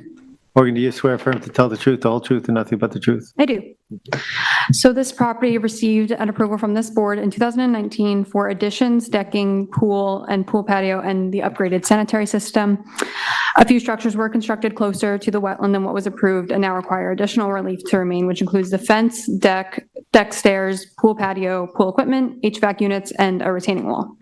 About 60% of the property is within 100 feet of the wetland to the south, which is part of a large, diverse, and high-quality wetland system that ultimately connects to Fresh Pond about a half mile to the southeast. The largest variance request is for the fence, which was constructed 25.5 feet closer to the wetland than what was approved, for a total setback of 23.5 feet. The main environmental concern with the decreased fence setback is that it has the potential to impede the movement of animals that rely on this very pristine wetland habitat. And to answer your question, the original approval granted relief for an existing fence, which was along the southern property line, and then the proposed fence on the western property line, which is what's depicted here on the south. And the subject application is requesting relief because, again, it was constructed along the property line. So that is the difference in the variance request that I referenced in the TAM. I don't think the fence was constructed any outside of the property line. So I don't know. Remember, Miriam, you referenced a fence through the wetland? Well, and actually, so forgive me, I wasn't even clear, and this is a surveyor, maybe it's just me because I'm not used to this surveyor, right? We usually see the same ones, but the buffer that was established, would you mind just confirming where that buffer So it's this clearing line here, Right. and this dashed line, I Right. think, is what represents that revegetated buffer. I don't think that's not a fence. That is the 10-foot buffer because there's a dimension up at the top Right. that points to the 10-foot dimension. I was looking at the metal gates that come off kind of the middle of the house, right? And one of them, so as I'm staring at the front of the house, I think it was the one on the right, when you're looking at the front of the house from Robbins, it looked like it was extending well into that buffer all the way. So that's what was It was on the confounding me. approved survey. What? It was depicted that way on the approved survey. It was, okay. Yes, or this is the survey associated with the building permit. So this was vetted by the planning department before the building permit was issued. Yeah, that, Ally, yeah. I couldn't find it on the survey. The retaining wall was not included in the prior application and appears to be a component of the pool area. It doesn't seem to have any notable structural purpose, especially since it's quite short. It was constructed 60 feet from the wetland and is about 15 feet long and 1.1 feet in height. It does not appear that extensive regrading was needed for the retaining wall, so its impact on drainage is likely not substantial. The question of purpose still stands, though. It should be noted that there was a 2,041 square foot increase in total lot coverage from what was approved in 2019, which could be due to an apparent expansion of the driveway and the additional patio, but it's difficult to quantify exactly where, you know, all that is coming from. That's kind of just a visual estimate of where it's coming from. So the applicant may need to clarify where any additional coverage could be coming from. Additional structures seeking wetland setback variances include the pool patio, deck stairs, and pool equipment, which are 3 feet, 12 feet, and 13 feet closer to the wetland than what is depicted on the 2019 building permit survey. The board should determine if any or all of the requested relief has deviated substantially from the 2019 approval, especially with the consideration that the original relief granted could be considered as substantial already. Other than that, I can answer any questions the board may have. The masonry deck around the pool, I think you said that might have been part of what has led to this 2,000 square foot plus. But so was that masonry, I don't know if it's a deck or a patio, approved in the original application, patio, but smaller? There was a smaller pool patio. It was approved. not connected to the wood deck. Yeah, I can, if you don't mind, I'll flip between the two surveys. Again, this was kind of just a visual guesstimate. I didn't do any exact measurements or anything. But this is what the approved pool patio was. That was the survey per the original. Yes, this is the building permit survey. Right. So compared to what was built, you know, the patio is much larger than what was approved. Now, do we know if that masonry is on solid surface underneath it? Is it on sand? We don't know that information. No, Because we could only really go. The approval says proposed deck around the pool. So if that's a hard surface, that could be an impervious surface. It looks like it, yeah. Yeah, that's correct. So it did end up being masonry that was constructed in place of deck, which was approved. And in the original survey, they were approved to have two cuts on the driveway? Yeah, so yeah, this was the original orientation of the driveway, and then compared to, you know, it does appear to have been expanded. It is a quartz gravel driveway. Because, I saw something in the documentation that they actually also had to redo the driveway relative to the zoning board approval because it was for quartz gravel, and I guess they did bluestone, and that was caught before, and I guess they changed it. So yes, I didn't know if they also, is that when they widened the driveway or something, made it larger? I don't know. Yeah. So part of the gravel that variance requested is for the driveway? But there was gravel around the pool equipment too? Yeah, so inside that little fence. The gravel driveway does not need to meet the 100-foot setback because it's a pervious surface. Okay. So it just needs the NRSP relief if. All right. And then, okay. So the gravel around the pool equipment too? Yeah, sorry, I didn't answer that part of the question. So the way it was noticed was kind of the pool equipment, the gravel, and the fence are like one structure. That's all in one structure. Yeah. Okay. Yeah. Got it. Okay. And the fence? Okay, there's the fence.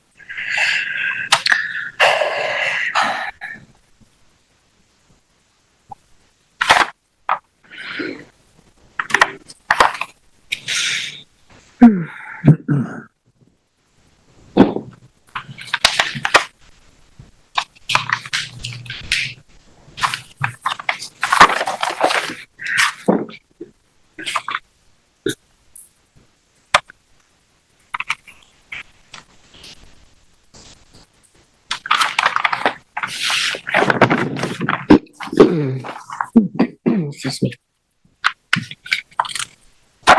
Any other questions, board members? No. Okay, thank you. Anybody in the public like to address this application? Matt, is there anybody on the phone? You have 0 callers. Thank you. You. Come on up. We just asked, can we leave it open for written submissions? I think there were a couple questions that you would like clarification on, from what I could tell. I couldn't hear I'm sorry, you. I'm You can sorry. speak up. I was just wondering if we could leave it open for written submissions at the very least. I think you have there's a couple questions that were raised that we could give additional information on. Yeah, board members, I would be fine with that. I'm not sure So why. what additional information? You had asked questions about, the clarification of the lot coverage, the purpose of the wall, the makeup of the solid surface of the masonry. I think I would be looking for more mitigation, or I would be looking for more reduction. Sure. So So that's, clarification is not going to Yeah. cut it for me, but, I wasn't sure if you were expecting that response. So I don't have that information available to me right now. right. So, Okay, how much time do you think you need? I think a month would be fine. I'm sorry. Do you want a little bit less than A month? a month? Okay. Yeah. Okay, And also, regarding the fencing, I don't know, the fence, it was a 4-foot fence, but then there was some plastic fence, probably for deer, brought it to about 6 feet. And that's on 3 sides of the property line. Is that allowed? If going on the property line, you can't have 3 sides.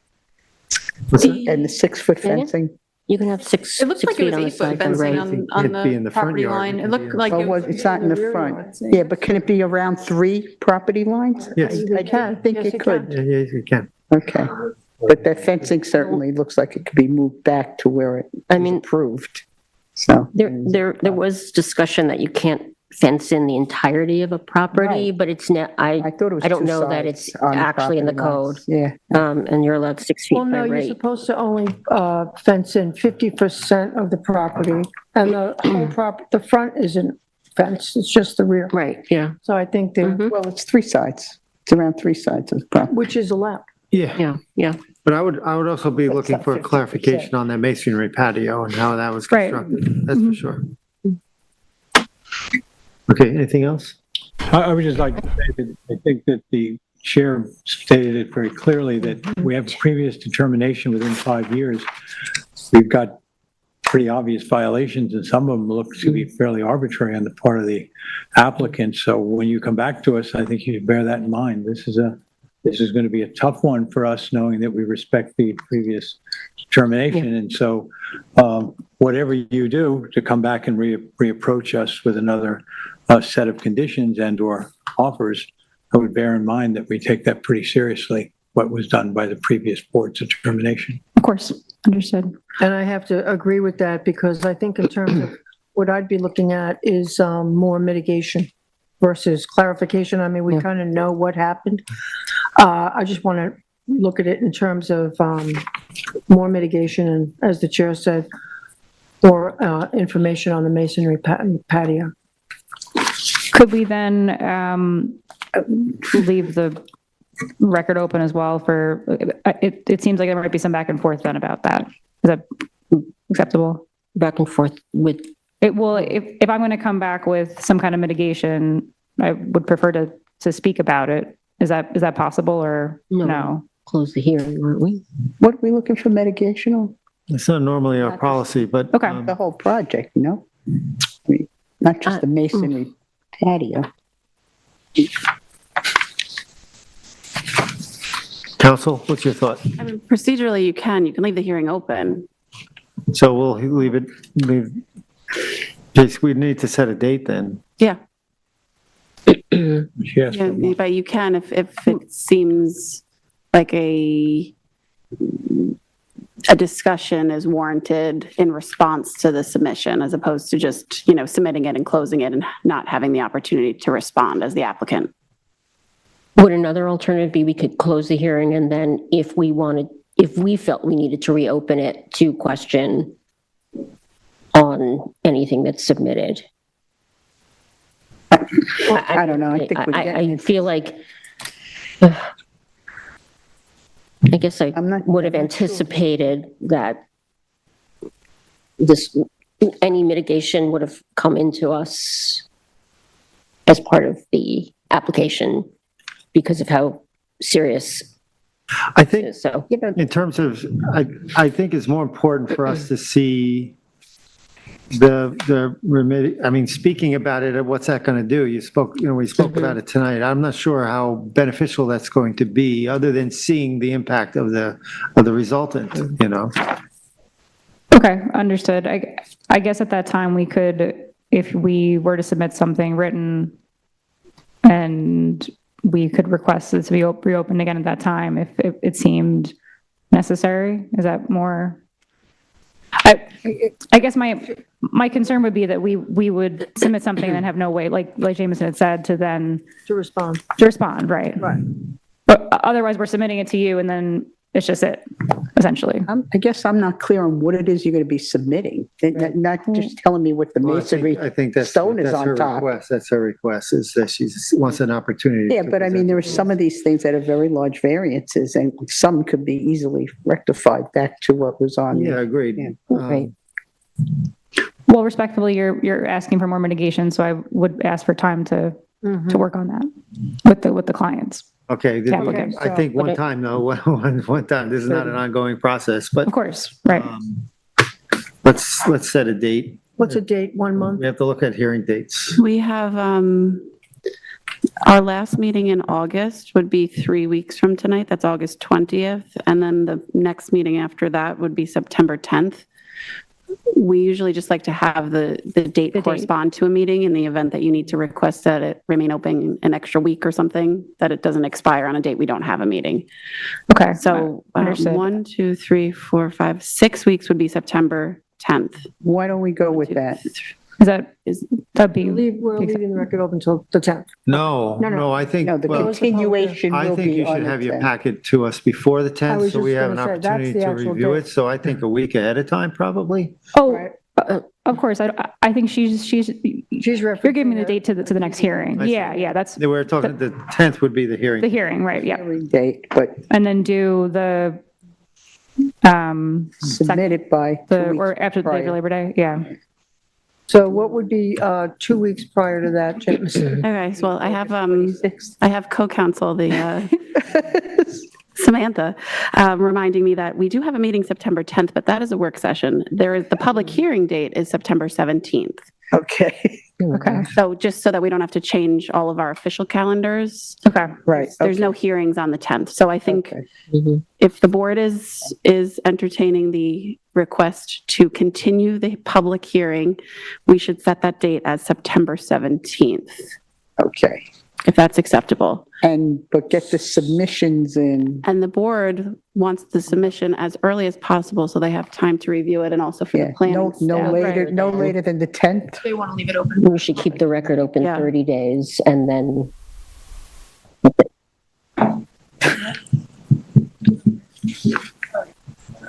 Why don't you give the board 2 weeks?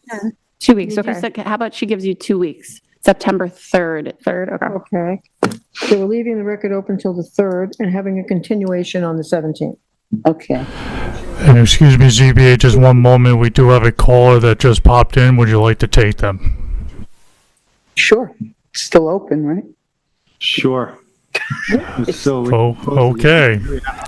Unmuting last 4 digits, 9267. You are live. Hello. Hello. Hi, I don't know if you can. So I think they're down. All right, caller, this is LTV. If you can just mute your television, that would be fantastic. Oh. I'm not sure if you can hear me. We can hear you, just have background noise. Okay, we're doing that. Okay. You can hear me now? Yes, go ahead. Hi, this Can you is announce Carolyn Purcell your Smith. name and address? This is Carolyn Purcell Smith. I'm the property owner of 22 Robbins Way. It's the Okay, applicant. go ahead. It's the applicant. It's Carolyn Purcell Smith. Yes, proceed, please. I'm the property owner at 22 Robbins Way. Yep. Go ahead. What do you have to say? Okay, I'm watching this hearing on the television, and I see you've given our council time to put some more information in, and we really appreciate that. I just wanted to, and we'll address your concerns with her, but I just wanted to say on behalf of my husband and I have to just plead ignorance. We did not do any of these things to thwart the previous variance. It was a big project for us. My husband did the swimming pool, and he said, oh, let's put some pavers around here. We really weren't, stupidly, we were not paying close enough to what was exactly approved. We just knew we had to get a variance because we were close to the wetlands for anything we were doing. After the fact, we realized that we should have been paying more attention. So I just want to make the point that there was no maliciousness. We were not trying to thwart the previous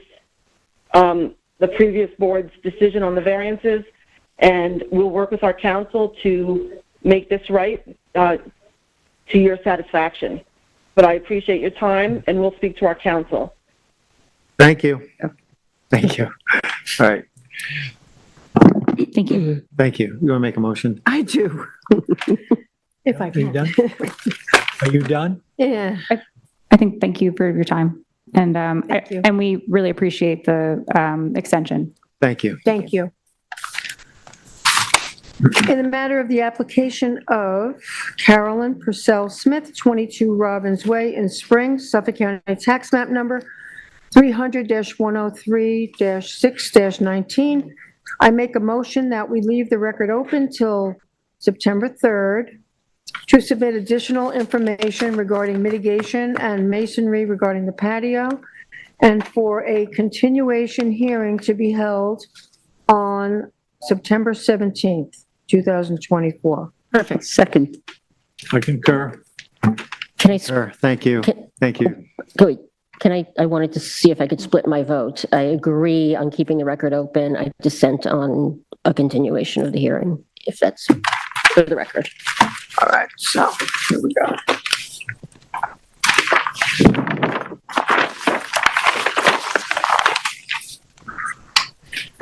Oh, get another application. Next, we have Howard Lansner, 10 Dominic Court, East Hampton, Suffolk Tax Map Number 300-165-5-8.14. Size and location is 42,814 square feet at 10 Dominic Court, Oak Forest Manor, Lot 14, map number 7882 in East Hampton. The description is to allow an existing 676 square foot detached garage to remain larger than maximum allowed gross floor area of an accessory structure. The relief sought is one variance of 76 square feet is required from 255-1123 of the town code to allow the existing detached garage to remain with a gross floor area of 676 square feet, where 600 square feet is the maximum allowable, and any other relief necessary. The zoning district is a residence zone, X flood zone, and the secret class is type 2. And council, do we have proper affidavit of service and posting? Yes, I've reviewed the affidavit of service and posting. Everything appears to be in order, and the board has jurisdiction over this hearing. Thank you. And this was my report, so I visited the site. This is a corner property, so the site was posted on both frontages. This is the first posting. Just taking a look at Dominic Court, down along Dominic Court. Next photo. And then looking into the, this is the corner part of the lot, looking at the residence behind. That's a neighboring residence. Next. This is the second posting. And this is looking into the driveway of the 10 Dominic Court. That's the garage in the background in question. Next. Again, taking a look at the neighboring property, there's a bit of vegetation there. Just wanted to point that out. Go ahead, next. Looking at this is the garage relative to the main house, and we'll talk more about that as we go along, because the permit was to have that connected, just so you know. So we want you to see that. Go ahead. And this is taking a look at the side yard. Next. Again, taking a look at the side of the garage, and I think I take one more picture looking across at the neighbor. Again, that's the neighbor's fence beyond, so it's pretty decent, pretty good distance to the side yard. Next, that's it. Thank you. How you doing, Trevor? Good evening, Mr. Chairman, members of the board. Trevor Darrell, 10 Gingerbread Lane, East Hampton, New York, on behalf of the applicants. And as was just stated, the applicant stands before this board tonight seeking relief from the town code to allow its detached accessory structures garage to remain at 676 square feet, where the maximum allowed is 600 square feet. And I was actually surprised reading through the planner's TAM, which was submitted to the board, when reviewing this, seeing as how the proposed fix to this was actually more construction, not less construction. And as often as I've appeared in front of this board, usually we try to reduce the amount of structure we're building and not increase the amount of structure. But given the nature of the project and how it got to this point, I think that it was a thought process, but I think the planner's understanding of what is being sought and what my position is differ clearly.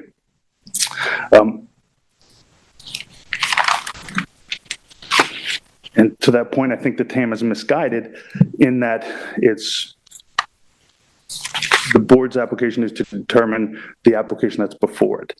And in this case, the applicant is seeking to have a detached accessory structure. So the variance that's being sought is for a detached accessory structure. If it were to be attached to the residence, it becomes principal GFA and no longer accessory structure GFA. So the original approved building was for as a principal structure, as attached through a breezeway, and the original building plans, which were much more substantial than what was actually built, actually called for apartment above with improved, with habitable space, with, heat, electric, plumbing, everything. As built, it is a attic above with pull down stairs inside, unfinished, studs only, as a single car garage. But because it was built with the original thought process of being living quarters above, the size is 26 by 26, which mathematically puts us over when it wasn't attached. My clients bought this property in 2020, so they were fairly new owners to the neighborhood. And during the COVID process, they were very much involved in the building component and phase, and everything was built with permits to code. And as they were watching the process develop, they realized that it actually looks quite nice to be detached and didn't have the connecting piece put, because there's no longer living quarters above, so there's no reason to have that breezeway to connect to housing from the main house to the garage. What I would also note that as part of that building process, which I don't know if the board went through those plans, but they were very much careful in their stewardship and development of this property, and they have a zero net project, and their architect actually got an award for it. So they have these solar panels for electricity, they have geothermal, they have, everything that they could have done, the IA system, which was required for the, for the improvements for the building, but they were very conscientious in their development of this property. And when looking at it, and you had that photo that was up, you can see when they put through, that sort of area between the two, it's just grasses, and it's got a nice view flow through from the street to the rear. And in the old days, and I think Chairman could attest to this, we used to be able to frame out or box out some interior space to remove that 76 square feet. We can't do that anymore. It's exterior wall to exterior wall. So we're stuck with the full square footage of the garage as it sits there today.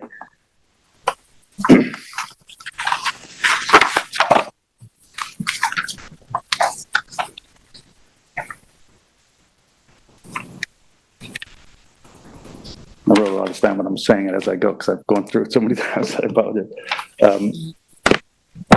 So they do not have the habitable space as it has originally been proposed, and like I had said, the attaching of it doesn't cure the problem because the attaching to the garage, they would still be able to then put an accessory structure on the property in addition to what's already there. So the applicant is not seeking to add additional structures to the property. And as the chairman had mentioned, it's 0.98, it's just shy of an acre, and it's fairly wooded.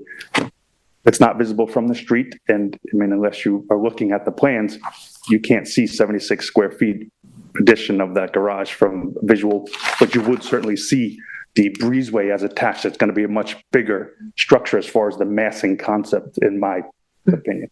And the applicant is well aware of, they're trying to, leave it as it's built. So with regards, what I consider to be a minor variance request here, it is one that, as the TAM pointed out, is not a very common request. Most oftentimes people are coming seeking, principal structure GFAs. They want a bigger house. In this instance, the house, they didn't max out the parcel by any stretch of the imagination. They could have over 5,000 square feet of house as built with the garage. They're at 3,000 and change. So they have really been, mindful of not overdeveloping this parcel. Whether the granting of this variance will cause an undesirable change to the character of the neighborhood, no, it's going to remain a single, family residence with a detached garage that's for storage above an attic space. In fact, the neighborhood, I think you have 2 letters or emails from direct neighbors who would be most impacted by this application, both in support of the proposed variance, one of which is the one who's nearest to the garage. I had no objection to this variance request being approved. Were those in the file? I don't know that I saw them today. They were submitted? Okay. I didn't see them in the public hearing file. Sorry.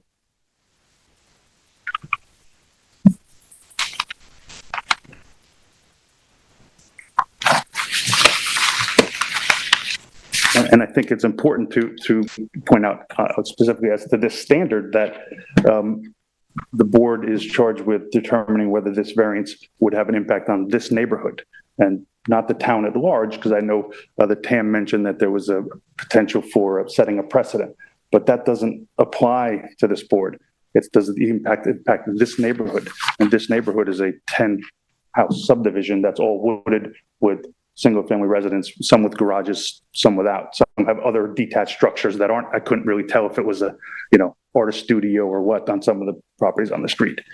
So it won't have any impact on the neighborhood as a whole. So you're saying as a matter of law, that we can only apply that standard to this neighborhood, not the town? I'm not saying that's a matter of law. That would be for your counsel to advise you on, but I said that this board is, the standard is that it's to review the variance standards to the particular neighborhood. So let me revise that then. Is it the intent to only apply it to the neighborhood, not to the town? Yes. So intent of the code? So to your point, I would just reference that there was just a decision out of Supreme Court for Judge Mortaleski against Southampton Village that came down about 2 weeks ago. Actually, Mr. Bennett was here previously, was the attorney on that application. And Judge Mortaleski said that the ZBA's balancing test, but the ZBA's job is not to review or the integrity of the village code. So it was Southampton Village. So the code as a whole, that's up for the legislature to decide. But the board and the variances for each specific case, whether it applies per the standards. So the accessory structure GFA components that may apply in the Montauk property as opposed to Northwest Woods property or to Dom. Well, my point is, I don't think we should be rewriting the code, but if the code says an accessory building should not exceed, that is the code. 100%. And your determination here is based on whether this code or this property is ripe for relief from this board from that code, whether somebody in Montauk who has a similar request on a different neighborhood, different situation would have to appear and the board would make that analysis based on that case. What I'm hearing is that because they decided to build less, that's the nexus for approving the accessory building exceed the code. That seems to be what the argument is, right? Because they decided to build less. Well, I think that is for the board to consider for sure, that the fact that they did not max out the property was a development decision that they were making along the way, and reducing the habitability, and that was a conscious decision they made. The square footage issue it's because when they stopped the construction, the garage was already built, so we're stuck with that. We can't cut off 76 square feet. If they could do that, that would cure the need for the variance. Attaching the house to the garage doesn't cure that, because that converts it from principal structure to accessory. I am going to struggle because I haven't heard it yet, is what is the uniqueness here? I don't see any uniqueness here. So to this property? Yeah. So the uniqueness from this as composed, like I said, there's very few of these that have come before this board since 2008. And the ones that have been approved were historic in nature, but the ones that were denied were 549 square feet, which is a 91% variance, right? There was a 360 square foot, which was denied. That's a 60% variance. So over the 600 square feet. So our ask is we're at 12% of requests, which is nominal in the, request for the variance relief sought here. If when the building permit was issued, you had a detached garage and it was 676 square feet, you would not have been issued a building permit because it would have been over the square area. So there was an approval through the building permit for a certain design, which you didn't follow. And now you're asking us, and I think the chair is exactly right. On my mind is the question, where's the uniqueness? I think every application is taken on its own value. And occasionally we rule in favor of an applicant and against the code because we see a certain uniqueness to it. We see a certain individual need. I'm agreeing with the chair here. I don't know where the uniqueness is here. I think you had an application in, and a building permit was granted, and you decided not to follow that. And if we go back and ask ourselves, if you were in front of us, look at in front of the town building department in this case, you wouldn't have been approved that building. So you're asking for us to give approval more or less in violation of the original building permit. The building permit issued to you told you if you followed certain rules, this would be an acceptable construction project. Now it really, you're asking us to look at it from a point of view that we're going to prove it. And again, back to the chair, based on what? Where's the nexus? Where is that uniqueness? Where's that condition that makes us say, well, this is very different, and I think I can understand where you're coming from. Sure. And with all due respect to that, uniqueness is not one of the standards. Yeah. Right? So as I was pointing to, so the standards are one. But it's okay for us to look at uniqueness when precedent is an issue. Precedent isn't a standard either. And I guess that's where we differ, that the case law is clear. Setting a precedent is not a basis for this board. And council can advise you on that, but that's not one of your factors. The factors are the benefit to this applicant versus detriment to the neighborhood, not the community at large. That's my point. So it's not about what would happen at other locations. If there were similar applications brought, they would have to be brought before this board and determined on that analysis of that case, no matter where they were on the property or in the town, right? So that's the difference. So the standards are such that it's about this applicant, and the courts have been clear most recently where, like that one in Southampton I was just referencing, was 1,155 square feet of pyramid variance, which we don't really have. It's a different section of the code, but the court was clear to point out that the zoning board, it was nominal in the 2.5 acre parcel, right? So in this potential case, the ones that we're talking about, the comparable applications that were brought and denied by this board are over 60% variance request. This one is 12%. So it's as small as you could possibly be and still be, seek this relief from the board. If there was a way to cut off 76 square feet, they would do that because that's the fix. The fix is not attaching it to the house, and that's where I differ with the planning department in that is changing, that's going back to the original building permit, yes, but that's not the relief we're seeking. That's the key difference here. The relief we're seeking is the variance request on an accessory structure, not attaching it to the main house, because that would resolve the variance request, but that's not the cure to this application. But I want to hone in on that, right? I just want to make sure I understand this argument of why you're saying it's not a fix or you wouldn't consider doing it. And I just want to clarify one thing. I thought I heard you say that if you attached it, then the garage becomes part of the principal structure, right? It's attached to it, but under our code currently does not count even attached garage GFA. Doesn't count square footage of an attached garage to GFA. That's our current code. The current code, But you're here under that current code. Yes, but correct, but it would attach, it goes to the principal structure, right? But what would be I'm just trying to understand what, in your view, the detriment of attaching it to the when that was your original application. That was the original building permit, right, was to have it all, because there was going to be, like I said, it made sense to attach it to the house because there was living quarters above.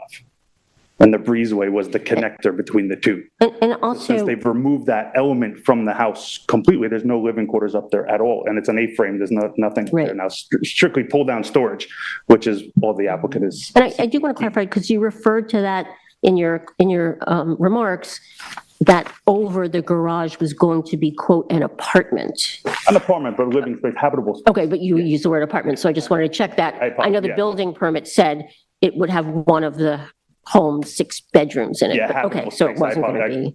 As it stands now, if you were granted this, you could not have habitable space up there. Yes, correct, exactly right. Yeah, it's just for a single, not a single car, a 2-car garage with storage above is what is being sought to have remain. And, you know, not that they have any intention to, like I said, they're very good stewards of the property, but in theory, they could still put an attached or a detached garage they could do that on the property, which they would like to just keep it detached. That's sort of the crux of the argument, is that the benefit to leaving this as a detached structure far outweighs any detriment that would be to the neighborhood at large or the town at large. I'm not understanding the nexus to saying that if it were attached, that they would need a second garage detached, and wasn't following They would that. need the code would allow it. No, I know. The code still will allow it. I mean, Yeah, which we're not trying to overbuild, you know, this property. That's, you know, they really would like to just keep it as it sits. And there's no mechanism to do that except for relief from this board. Right, I'm good. Anybody have any questions? I'd like to hear from Tyler. Thank you, thank you, Trevor. Thank you. Tyler?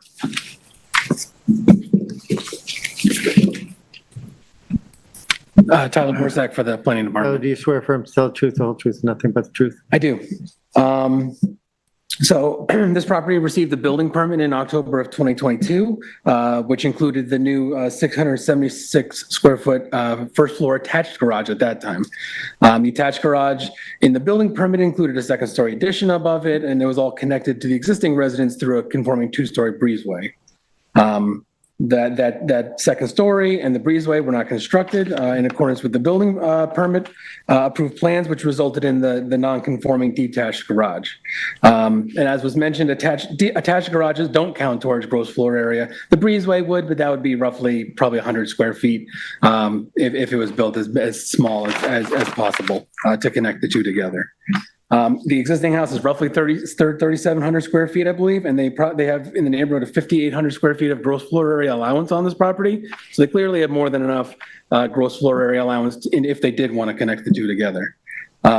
Variances from the maximum accessory gross floor area are not common. The planning department was able to identify 6 applications since 2008 that received determinations on requests for variances from the 600 square foot maximum gross floor area allowance.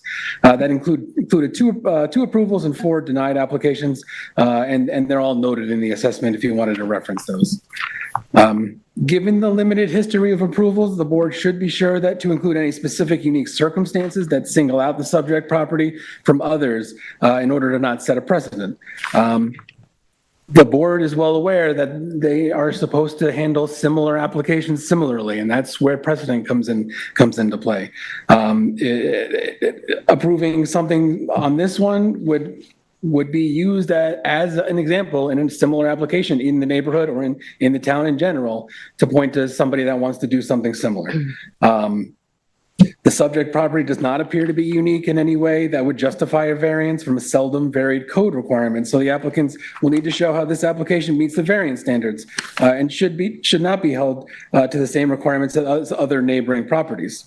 The easiest solution in this application would be to connect the garage to the residence with a breezeway, as was originally proposed, in order to attach the garage to the principal structure and eliminate the need for a variance.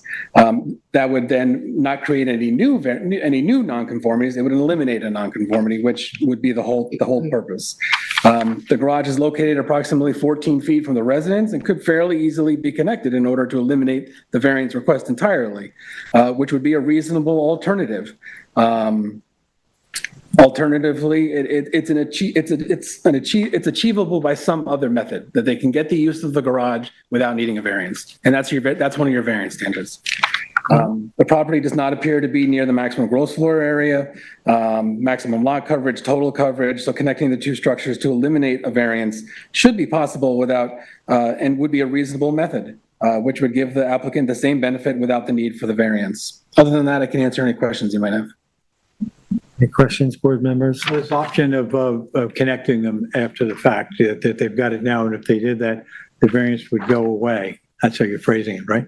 We would not have a variance problem. Right. If the applicant, I mean, it seems a simpler solution to what we're doing here, but other than that, the applicant could go back to the building department and look for a change in the architectural approach that they've had in this, and maybe not have to do the two-story. I'm just wondering what is his reticence, because it was a two-story breezeway, the access to the building. But that's a simple building department process. Yeah, they didn't so I build don't the think second that story matters. as it is. Yeah. Could be a one-story breezeway. you Right, know, 'cause yeah, there's they no can easily just do a upper one-story breezeway living between the two. space, right?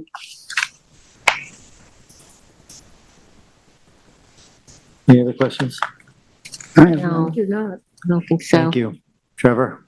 I just want to speak to Tyler's point there, because I think he's wrong when it comes to the law on that. And I would just point out the case of Baker versus Brownlee, which the board's probably aware of. So basically, in that case, the applicant was seeking a patio and a screened-in porch on the water side of their house. And the determination from the board is, well, you could put it on the other side of the house, and you get your patio without the need for the variance.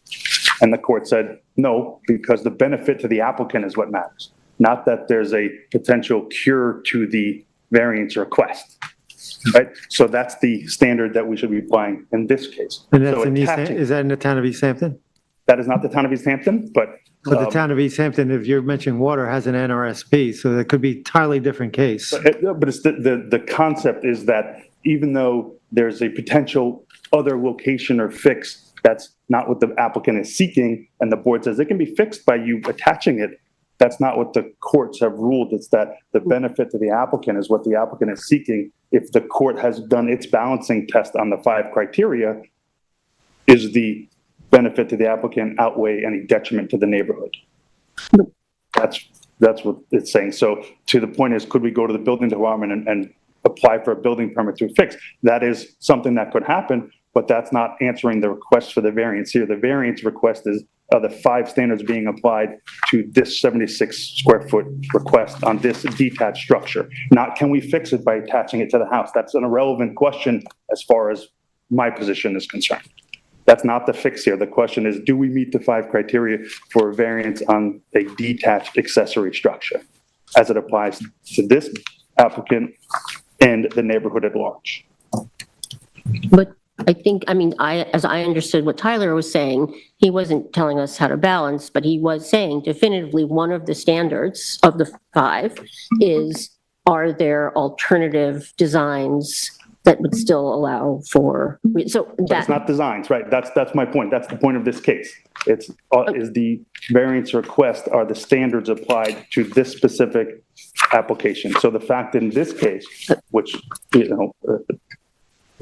Jameson can bring you up to speed on it, but it goes back to the 90s, but basically is, even if there's another location where it would be allowed, that doesn't mean that's an acceptable answer, because that one had water views, this one does not, right? That's sort of the concept of the text of it is basically, does the 5 standards apply to this variance? Not could you attach it to the house? Thank you.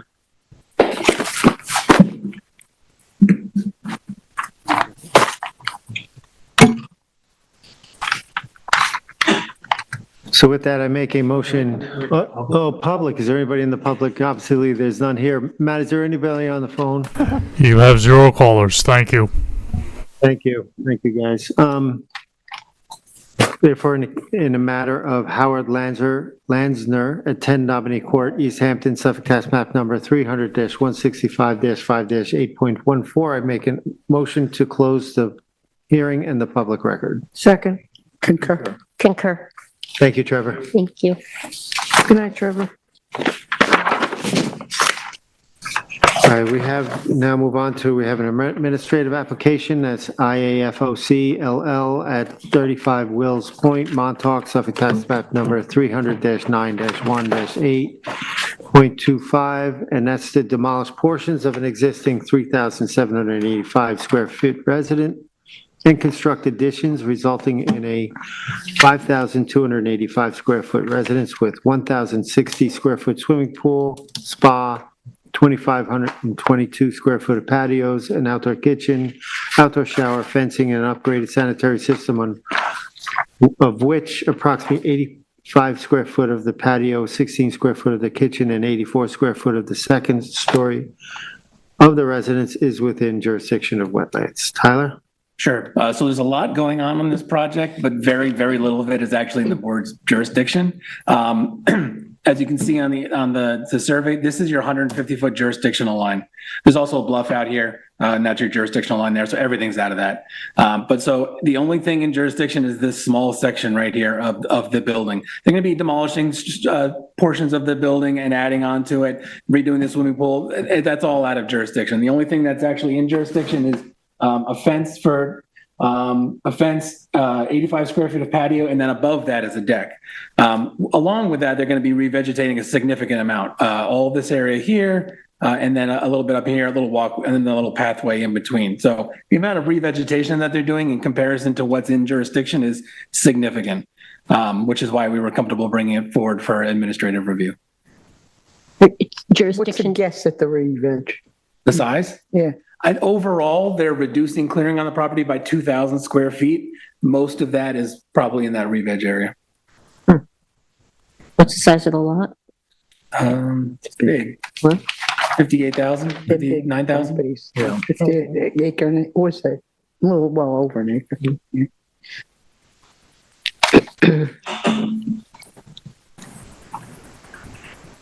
And is your position that the re-veg will outweigh the minor jurisdictional issue? We went through a couple iterations of the revegetation. We weren't quite happy with it when they first came in, and now it's in good condition. Board members, I'm okay with this. I don't know if anybody else is. I am too. Yeah, I think initially it sounded like a much larger project, mostly out of our jurisdiction, so I'm okay with it. Okay. Yeah, I'm okay with it.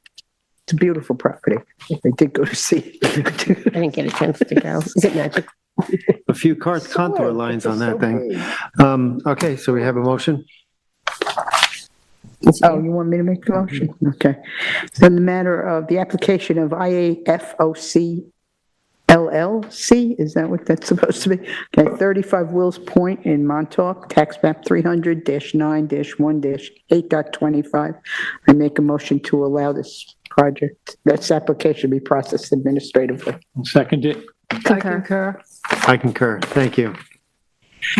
In other decisions, we do have April Taylor at 419 East Lake Drive in Montauk, Suffolk, tax map number 300-6-2-19. The request is to open the record to accept the letter into record. This is a letter from John Tarbett. This application began discussion last week. I was absent. I think you voted to table that. Since then, there was a letter, and the request is to open the record to allow that letter in. Board members, what's your thought? I think it's a slippery slope. I think we have a process and there's a hearing, then the hearing takes place, and then we go to a work session, and then what you don't like at the work session, you don't like what you hear at the work session, you try to open the record and have it resubmitted.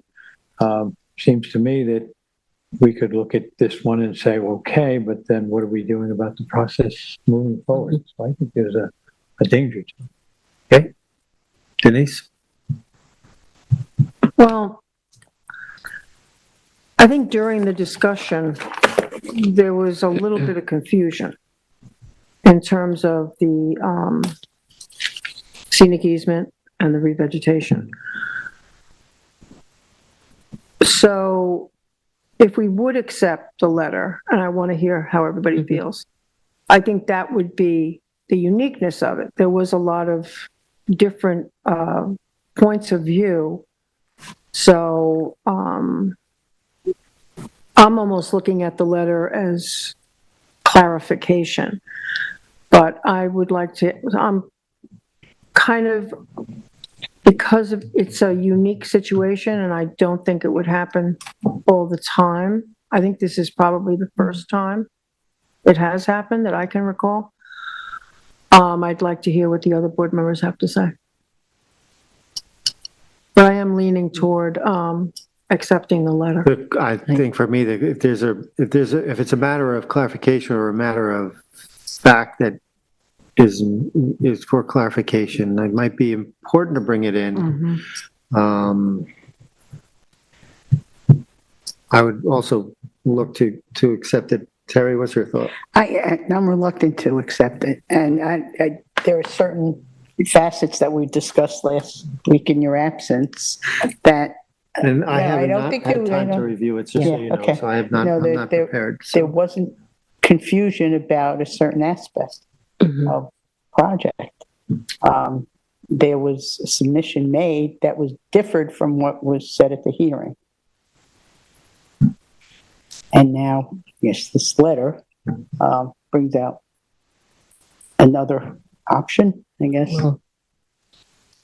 I don't really see that there was confusion about what any of us were talking about.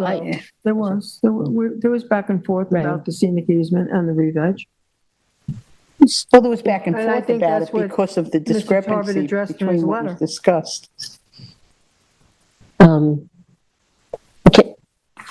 So I read the letter, and I don't want to talk about too much what's in the letter because it's not in the record, but I did read it. And my concern here is that, when I think about reopening a record, especially this, while we're in the midst of post-hearing determination discussion, to me, it should be about something that is, a fact or something that was just, so revelatory. But the bulk of the letter, as I read it, it's all about telling us how to vote and what we must prove. And the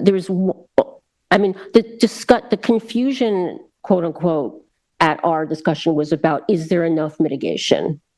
And this letter, there is one point in the letter that does raise a potential change relative to what we're talking about, but the huge bulk of the letter is telling us that, how we should think and how we should interpret the standards and what we must say. And that's the same with, the same with having a hearing open, having a record open. They can tell us anything they want. It's our job to weigh the importance of what that is and how we weigh it out according to the application, right? So I agree, but I'm not sure if that's a basis for not letting it in. I'm just.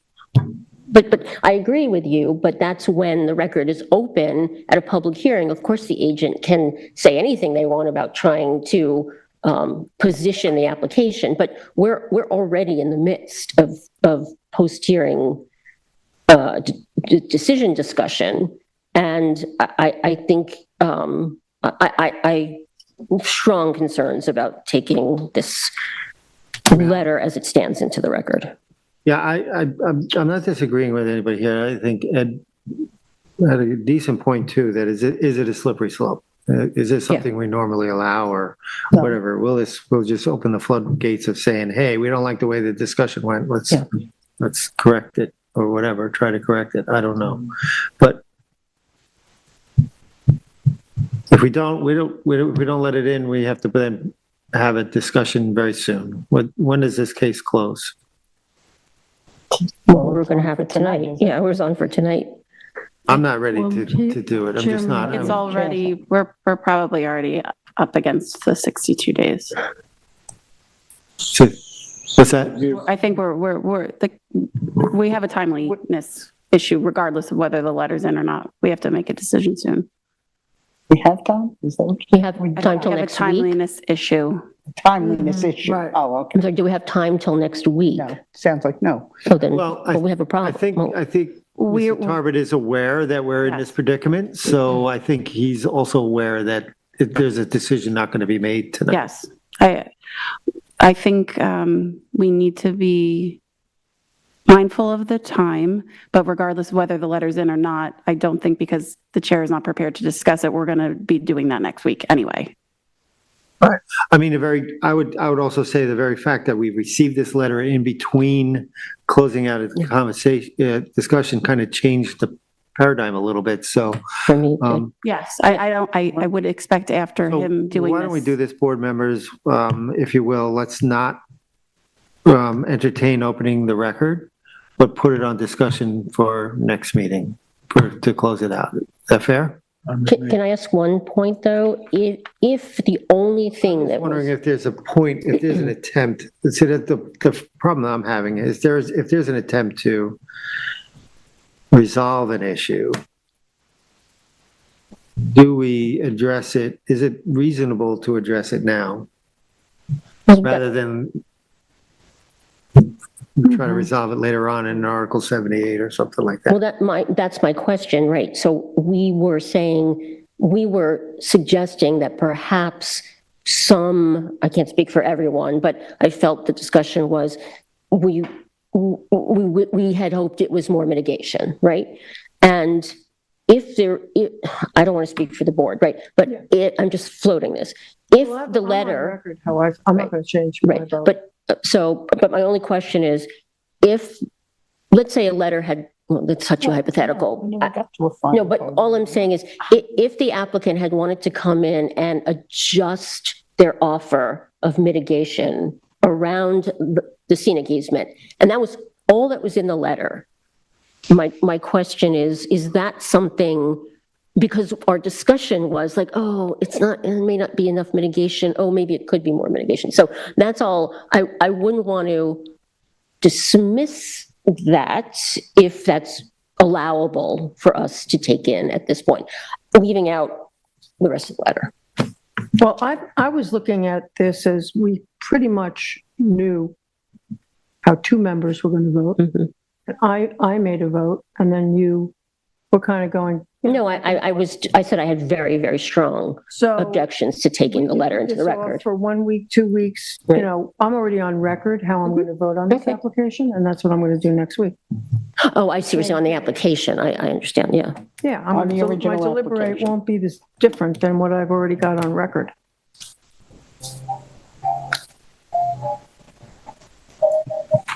Someone getting a call. That may be me. It's like Godfather music. So I also read the letter only once. There's a lot in there. But I know what you're asking. And unfortunately, we don't have like a pared down version of the letter that just has the point, of the mitigation that you're asking for. So I think at this point, it's really, are we going to allow the letter in as it is currently written, sort of with the basis that Roy suggested, that the board can take it or leave the rest of the commentary about how the board should vote or not. And then the board now, we're sort of left in the space of the discussion last week that we're maybe wishing that they would offer more mitigation, but we don't have something in the record to back that up. So I'm going to The vote question no is, to take it into the record. I'll use the word cleaner way to deal with this. Do we continue just on the merits of what we have now, the merits of the case? Do we make a decision on that and discard the letter? Or do we allow this letter in? And that's the crux. I would Does say, this letter taint the board in any way? I don't know the answer to the second question about whether it taints the board. At least one face is telling me that she would be tainted. No, I'm not, no face, no face. I'm pondering the question. Yeah. I'm not signaling at all. No. In respect to the concern about a slippery slope or opening the floodgates, to use the buzzword of the evening as unique, I do think this is a pretty unique situation that we're currently in, not really in regards to the relief being sought in the application, but just how the conversation unfolded, how there are various aspects to the application that we all heard the discussion last week. There were 3 board members that were sort of considering it as a whole, which was fine. But then when vice chair started going through them individually, it seemed to spark a different conversation. And that happened while we didn't have a 5th member who is probably a deciding vote in one way or another on some of those elements. And additionally, in terms of the confusion aspect, I will say I did rewatch the hearing itself and did not have a chance to rewatch the discussion, but I actually did leave a bit confused about the size of the easement and how that played into the board's discussion at the hearing and then last week. So prior to getting this letter, I was going to try to do a sort of advice from counsel request of the board to go back and look at all those things anyway. So regardless of whether you let the letter in or not, I would encourage the board to watch both of those again going into next week, and we have to discuss it and decide. Right. So what are we doing? Accepting the letter? That's still up to you. Anyway. I'm not prepared tonight, but here I'm just going to give you my opinion on this. That if you did look, and I honestly feel the way to look at this application is the individual aspects of it. But if there was a question or confusion on the easement and that affects those individual things, we should let that clarification get in. Yes. That's how I feel. But the the agent here is very experienced, and he had an opportunity to address what our talk was and to come in and clarify the easement, perhaps if he wanted to add to it. Have that the record was closed. No, but he could have that's what he could have submitted to us. The hearing about the easement. Right. And then what was resubmitted after the 30 days that we left the record open was different than what had been discussed at the initial hearing. Right. So and there was some. I don't want an hour-long conversation on this either. Yeah. So let's go to vote. Chairman, I need to say that my complaint about letting the letter in has nothing to do with the content of the letter. So I don't care to talk about the content of the letter. I'm just concerned with creating a mechanism that allows others to come back to the board and do this on a regular basis. If the rest of the board doesn't feel that's fair, I'd be willing to discuss it, but I think it is a fear when I look at the fact that this could happen to us over and over again, and I'm not sure we should open that door. That's the decision, how I came to a logic, not what's in the letter, which may be significant, but that wasn't my thinking, just so you know, Mr. Chair. Okay, if it's up to me, I'm certainly capable of making a decision on the merits of the case. So I don't, whether we have this letter or not, I'm certainly capable of making a decision on the merits of the case. So I'm fine with not allowing it in. So. Okay. I was voting no to take this letter in. Yep. So I'll say if the board asks me the same question that they asked me last week about whether you can condition something on an increased size or mitigation, I now know the answer because I read the letter. You could what? I now know how to answer the board because I read the letter and I know what he's willing to offer. Right. So we can leave it at that. Okay. So what was the question? You all asked me quite a few questions about requiring or conditioning the approval on an increased easement last week. Or increased mitigation. Or mitigation. Increased mitigation, whatever that mitigation is. There were specific questions about increasing the size of the easement. Okay. So I'm saying that now I know how to answer that question. Okay, And we can leave the Fine. letter out. let's move. All right. Fine. Good. Then we move on to draft minutes of July 23rd, 2024. What?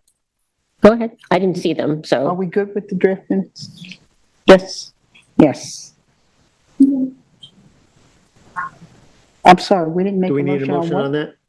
Oh, on the letter. Oh, Okay, right. so let's make a motion not to open. Okay, do you have it? Give the. Yep. Okay, so in the application for April Taylor, 419 East Lake Drive, Montauk, tax map 300-6-2-19, make a motion to not to open the record and accept the new letter into the record. I'll second it. Concur. I'm concurring on not opening the record. I'm going to dissent. I'll concur as well. All right, minutes of approval, draft minutes of July 23rd. Make a motion. Samantha, there was an update to it, so let me just double check. There was a late update. Samantha, that got out there, the last update in the minutes, everything's out there. Okay. All right, make a motion to approve the draft minutes of July 23rd, 2024 for the East Hampton Town Zoning Board of Appeals. We have a second? Nobody wants a second? Well, I checked the record, I checked the site, and I didn't see minutes until, I know they came up late today, so I didn't read them, so I'll just abstain, because I don't want to agree to something that I just haven't seen. I concur. Thank you, Vice Chair. It's your job. Whew. Okay. I'd like to make a motion. I got to bring my phone up. See what time it is. I'd like to make a motion to adjourn the meeting of the Zoning Board of Appeals on July 30th at 9:15 PM. Thank you. Second. Concur. Oh, we have to go into executive. So Matt, keep it up. Right. Matt? Give me one